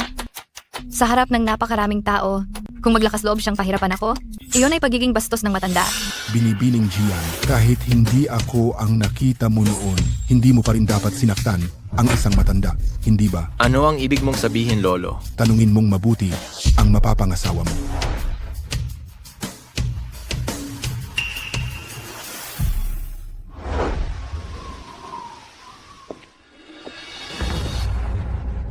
Lolo, magiging apo niyo na po ako? Kaya kailangan kong linawin ang ilang pagkakamali sa inyo. Wala tayong pagdududa. Alam ko ng mabuti ang buong ugali mo at ang mga ginawa mo. Alam na alam ko. Hindi ka talaga nakikinig, matanda ka ano? Hindi mo ako masisisi kung ganon. Ay, tulungan niyo ako mabilis. Hindi ako marunong lumangoy. Bilisan niyo. Paano Tulungan niyo mangyayari ako. iyon? Kuya Ako ang Chuchuan, babaeng ako ang tumalon sa mapapangasawa dagat mo. para sagipin ka noong taon na iyon. Paano Bakit ka hindi mo matatakot ako sa konting iligtas? tubig lang? Kung gayon, hindi siya ang nagligtas sa akin. Kuya Chuchuan, Ang babaeng ito, ano pa bang mga bagay ang itinatago niya sa akin? Malamig na ang tsaa. Tayo na. Kuya Chuchuan, Miss Gian, Mr. Han, mukhang si Chu Xuan ay hindi ganoon ka-interesado sa iyo, ano? Pero narinig ko, may babae siyang palaging kasama kamakailan sa kumpanya. Ang pangalan ay Fu Xiaobei. ilang taon na, ba siyang pinalibutan ng mga tao? Lahat sila ay gusto lang na magpahigop sa kapangyarihan. Kuya, huwag kang mag-alala. Ang mapapangasawa ni Chuchuan ay ako. Hindi madaling makuha ang posisyon ng ginang ng pamilyahan. Pero kaya kitang tulungan. Kuya, bakit mo ako tutulungan? Dahil nakikita ko, tunay ang pagmamahal mo kay Chu Xuan. Tanging babaeng tulad mo lamang ang makakasama ni Chu Xuan habang buhay. Tanging babaeng tulad mo ang makakatulong sa akin para mas mapabilis ang pagpapatalsik kay Han Chu Xuan mula sa pamilya Han. Muling imbestigahan, noong nalunod ako, sino talaga ang nagligtas sa akin? At saka, si Gian Siu bago kami mag-engage. Dapat itong manatiling lihim. Walang sinuman ang dapat makaalam. Si Assistant Zhang kaya? Imposible. Hindi ako lolokohin ni Assistant Zhang. Chukshuan, ang babaeng papakasalan mo, si Jian Siyu ba talaga?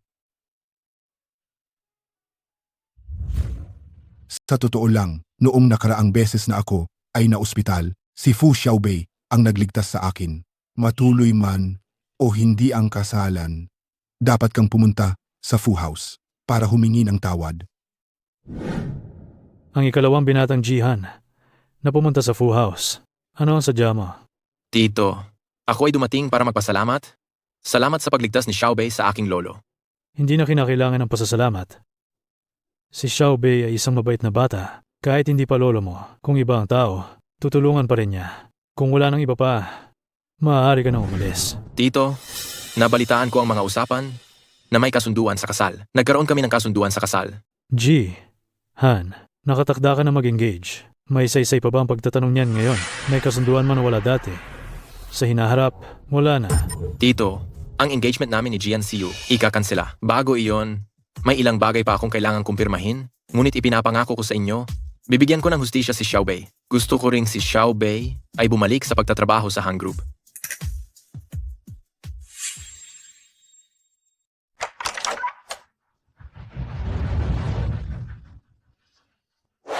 Xiaobei, pinaniniwalaan mo ba siya? Gusto ko lang bumalik sa trabaho. Sa totoo lang, dahil sa kasal ninyong dalawa. Kaya ka lang pinapasok sa Han Group para makapag-develop kayo ng nararamdaman. Pero, paano kanya trinato? Mabuti na lamang iyan. Wala na kayong engagement na yon. Hindi mo na kailangang bumalik. Kuya ko, hindi ako babalik dahil sa kanya. Gusto kong matuto pa sa Han Group para matulungan ko ang aking kuya sa pag-aasikaso ng negosyo ng pamilya. Huwag mong kalimutan, nandoon pa rin si Gian Siu. Kuya, huwag kang mag-alala. Alam ko at batid ko ang aking limitasyon. Tingnan mo. Siya iyon. Siya nga. Fu Xiaobei, ikaw ba ang may gawa ng lahat ng ito sa likod? Kaya kinansala ni Kuya Chushwan ang engagement namin? Gian Siu, gamitin mo ang utak mo para mag-isip? Bakit naman makikinig sa akin si Han Chuksuan? Hindi ba ikaw ang fiancé niya? Sumama ka kaagad sa akin.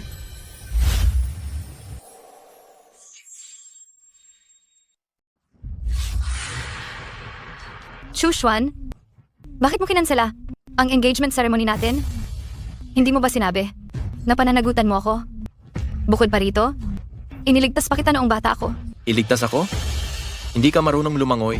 Paano mo ako nailigtas? At saka, pekas lang naman. Ang birthmark sa balikat mo. May lakas ka pa ng loob na tanungin ako kung bakit ko kinansela ang engagement?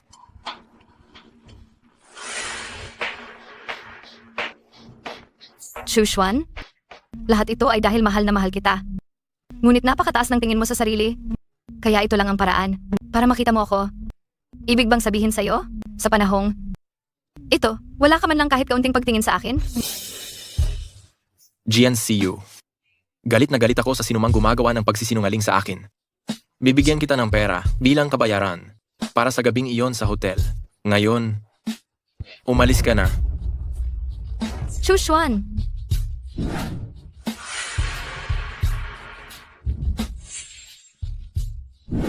May nakita akong pregnancy test kit sa banyo kanina. Naku, kanino kaya iyon?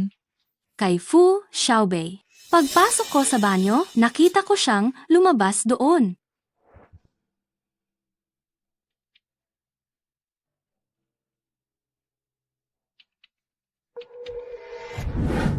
Fu Xiaobei, buntis ka pala? Kung gayon, wag mo akong sisihin kung magiging malupit ako. GN nga, Fu. Ma'am, Medyo nagmamadali ang naging ayos ng kumpanya, kaya pasensya na't pinapunta ka pa namin. walang problema. Si Fu Xiaobei, na ang gagamit ng sasakyang may plate number na 668.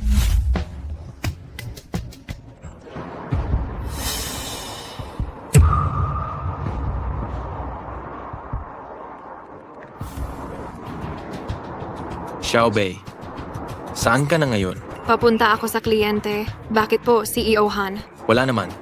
Kasi gusto ko lang marinig ang boses mo.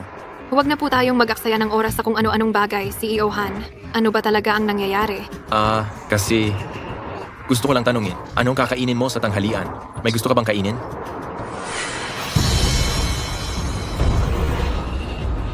CEO Han, parang may problema sa preno ko. Maliit na Bay, makinig ka sa akin. Manatiling kalmado. Ang pinakamahalaga ngayon ay huwag kang magpanik. Anong gagawin ko? Tandaan mo, magiging maayos ka.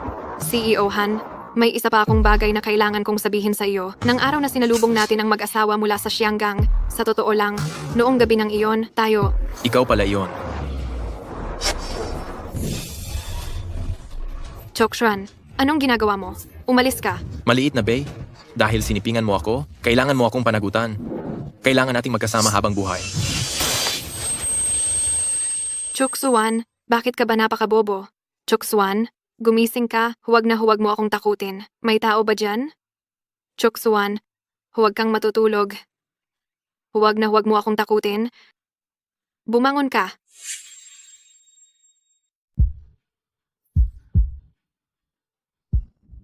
Xiaobei, anong nangyari dito? Kuya ko, ayos lang ako. Si Chushuan, ginawa niya to para iligtas ako. Doktor, Ginawa namin ang aming makakaya. Ngunit hindi maganda ang kalagayan ng pasyente. Ihanda na ng pamilya ang kanilang sarili para sa pinakamasamang mangyayari. kuya. Pangatlong kuya. Pangatlong kuya, hindi ba isa kang divine doctor? Maaari mo bang iligtas si Chushuan? Pangatlong kuya, iligtas mo na siya, sige na? Xiaobei, huwag kang mag-alala. si Han Chuxuan ay magiging maayos.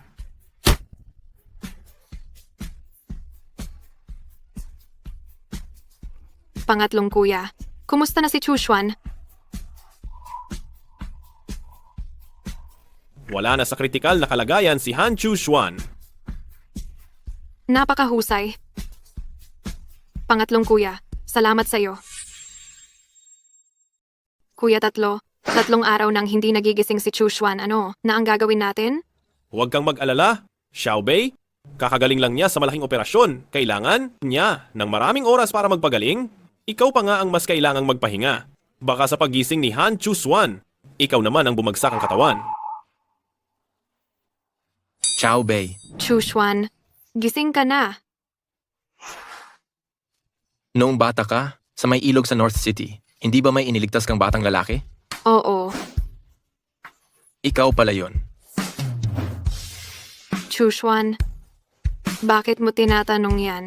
Ako ang batang iniligtas mo noon. Dati, kaya ganoon na lang ang pagpapaubaya ko kay GNCU ay dahil sinabi. Anya sa akin, siya raw ang nagligtas sa akin.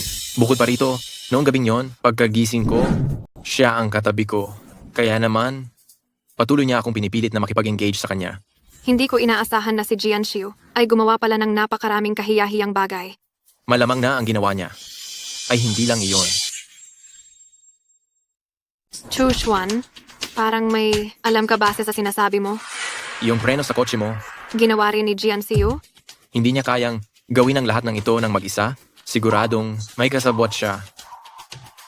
Ito ang ipinadala sa akin ng kasabwat ni GNCU. Kung bakit niya ito ipinadala sa akin, malalaman natin iyan kapag nalaman natin kung sino ang nasa likod nito. Malaman lang natin.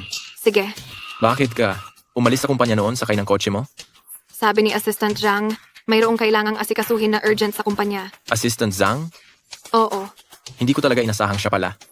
Boss, anong nangyari sa iyo? Bakit ka na-aksidente? Assistant Zhang, sabihin mo sa akin, bakit mo ginawa ito? Pasensya na, hindi ko alam na pakikialaman ni Miss Jian ang kotse. Akala ko gusto niya lang na paalisin si Miss Fu. Fiancé mo si Miss Jian, kaya Hindi ko fiancé si GNCU. Ang taong mahal ko ay si Xiaobei palagi. Siya rin ang nagligtas sa akin noon.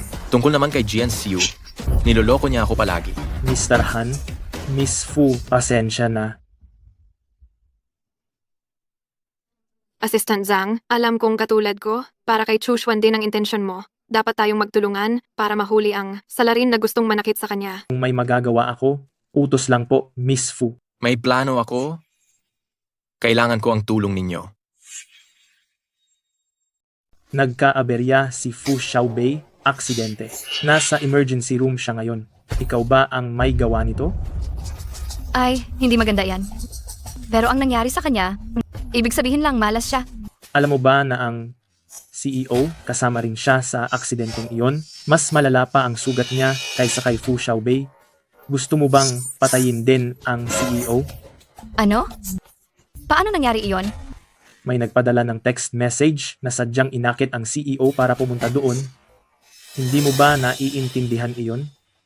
Assistant Zhang, una, puntahan at alagaan mo si Chuxuan. Huwag mong hayaang may mangyari sa kanya. Ako na ang bahala sa matitira.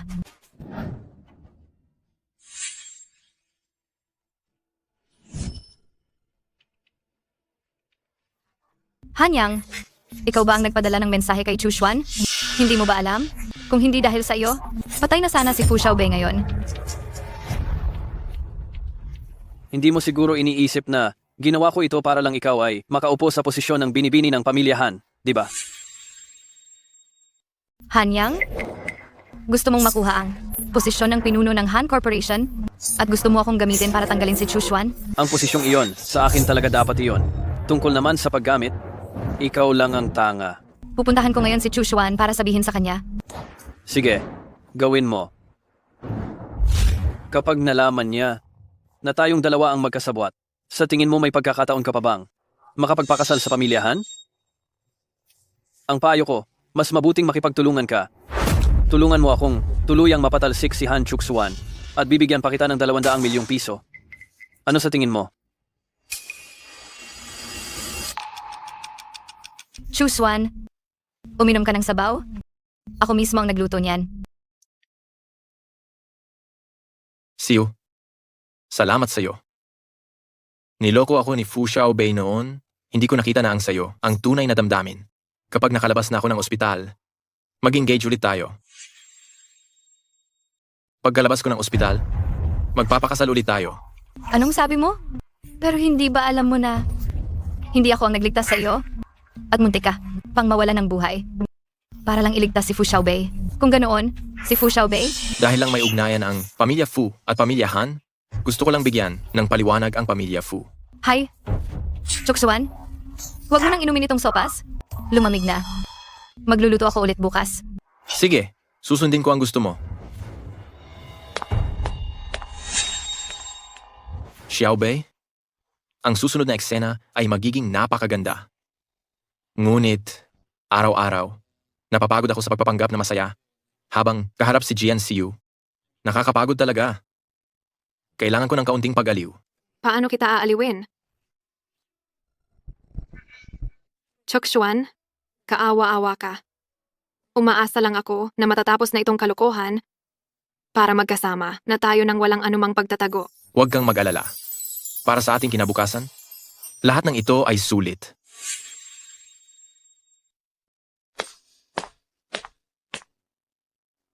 Xiaobei, may gusto akong sabihin. Nang kami lang ng pangatlong kapatid mo, lumabas ka muna. Kuya, huwag mo sanang saktan si Chokshuan ha. Mahihina pa siya ngayon. Ganoon ka ba nag-aalala? Nagagawin ko iyon sa kanya. Ayos lang.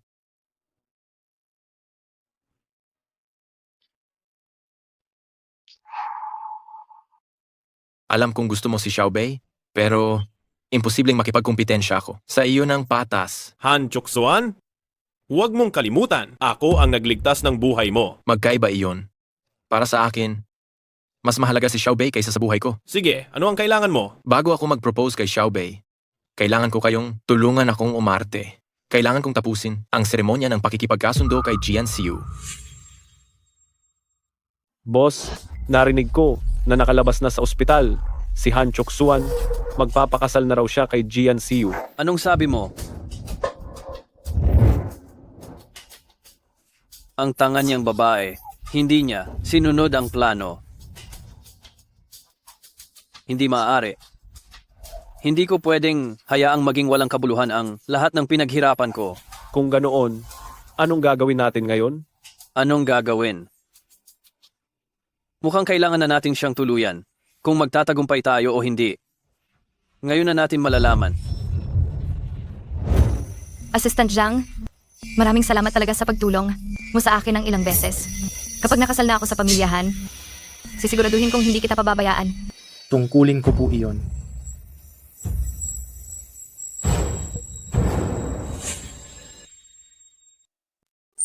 Ma, maganda ba ako? Oo. Ang anak ko ang pinakamaganda kaysa kay Fu Xiaobei. Hindi ko alam kung gaano kapakaganda sa kanya. Anak, kapag nakasal ka na sa pamilyang Han, wag mong kalilimutan kami. Ma, hindi ako katulad ng walang utang. Naloob na si Fu Xiaobei. Iba ako. Basta't makikipagtulungan kayo ng maayos. Kapag matagumpay akong makapangasawa sa pamilyang Han at naging ginang na, natural, hindi ko kayo pababayaan. Si Yu, ikaw talaga ang aming mabait na anak. Hindi ko inaasahan na ganyan ka pala. Kagwapo kapag nakasuot ng damit pangkasal. Ano? Hindi ba ako naging gwapo sa mga karaniwang araw? Huwag mong kalimutan. Ngayon ang pinakamahalagang kaganapan.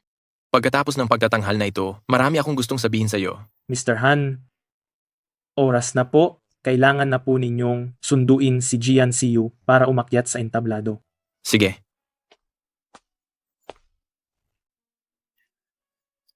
Babalik ako. Sige na.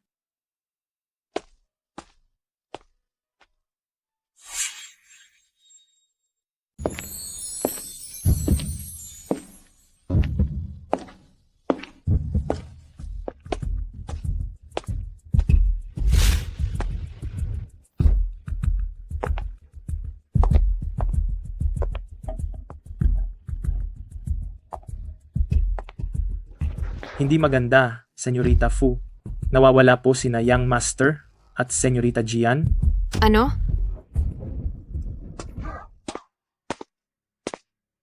Bitawan mo kami agad? Sino ka ba? Palayain mo kami.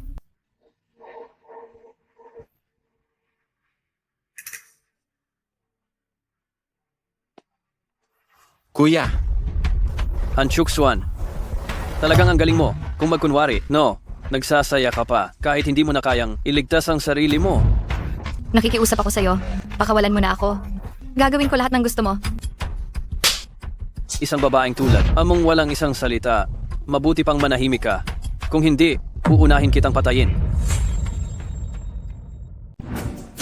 kuya, alam kong hindi mo ako gusto. Pero hindi naman kailangan na umabot pa tayo rito. Hindi ba't kasalanan din yan ng matandang iyon na paborito ka? Kung hindi dahil sa iyo, matagal nang sa akin ang Han family. Sa mga ginagawa mo, ang Han family sa iyong pangangalaga, masisira rin. Alam mo ba kung ano ang pinakakinaiinisan ko sa iyo? Iyan ang pagiging mapagmalaki mo. Kung masisira man ang Han family, dapat sa kamay ko. Tungkol naman sa iyo. May mga dinamita sa paligid mo at sa oras na iyon, boom. Magkasama kayong sasabog at magiging pira-piraso. Tingnan natin kung paano ka magpapatuloy sa pangangaral. Nakikiusap ako sa iyo. Pakawalan mo na ako. Nakikiusap ako sa iyo. Sige.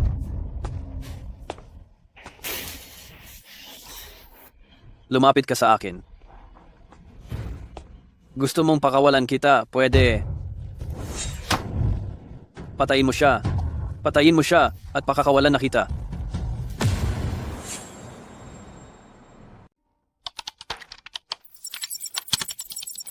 Kumusta na si Kuya?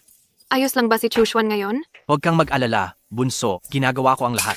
Pangalawa, mabilis mong hanapin ang lokasyon nila. Nahanap ko na. Sila ngayon ay nasa isang abandonadong gusali sa labas ng bayan. Umalis na ang SWAT team. Mabuti. Sa tingin mo, palalampasin ba niya ang isang saksing nakakita?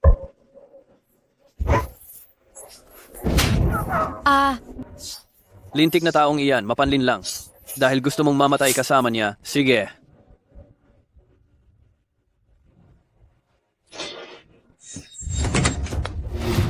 Bitawan mo siya. Sige ba? Dahil gusto ninyong maghintay na mamatay ng sabay. Pagbibigyan ko kayo.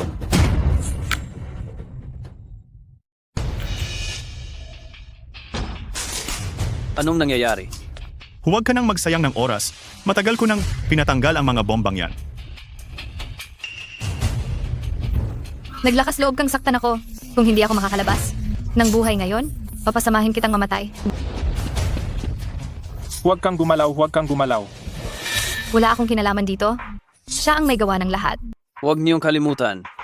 Sino ang gumalaw sa kotse ni Fu Xiaobei? Sino ang gumalaw? Ano bang pinagsasabi mo? Pulis?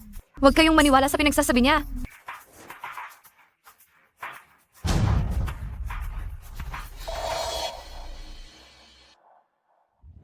Chushwan, buti na lang at ligtas ka. Marami pa tayong hindi nagagawa?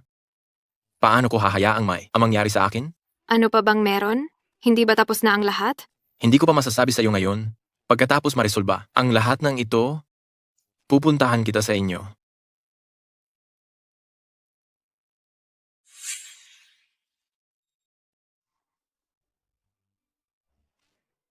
Xiaobei? Sino ang hinihintay mo? Si Han Chuxuan? Hindi Iniisip ko lang saan tayo pupunta sa makalawa. Kung ganoon, magdagat. Tayo ng 2 araw. Hay, okay lang din na magpalit ng paligid. Ang mainit masyado. Huwag na lang siguro. Bukod pa rito, marami pa akong kailangang gawin. Xiaobei. Ay, teka. Hindi pa nagpalit ng damit? Bakit ka ba nagmamadali? Halos nakalimutan ko. Alin kaya ang susuotin ko? Kai, bakit wala akong makitang maganda? Sa totoo lang, kahit anong suotin mo, Xiaobei, maganda ka. Kung sakaling hindi kanya magustuhan kahit kaunti, ang Han Chuxuan na iyan, sisipain ko sa palabas. Tama na, Kuya Tri. Lumabas ka muna. Magpapalit ako ng damit. Ang dalaga ay hindi na mapipigilan.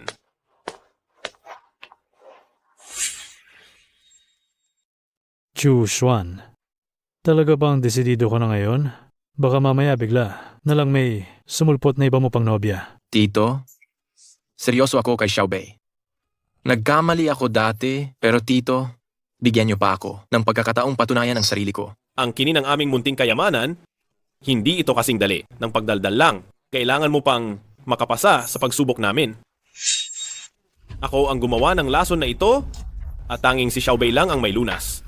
Kapag naglakas loob kang saktan siya sa hinaharap, malilintikan ka. Kakainin mo ba?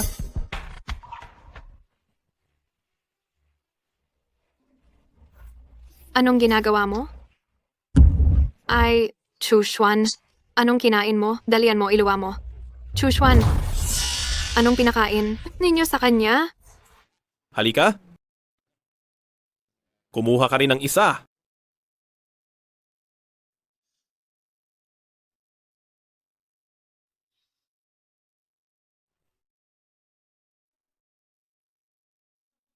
Mint candy? Hanchok Shoan, congratulations. Pumasa ka sa pagsubok.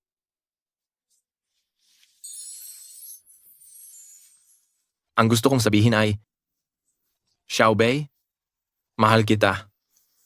Pumapayag ka abang maging asawa ko? Tanggapin mo na. Tanggapin mo na. Tanggapin mo na. Pumapayag ako.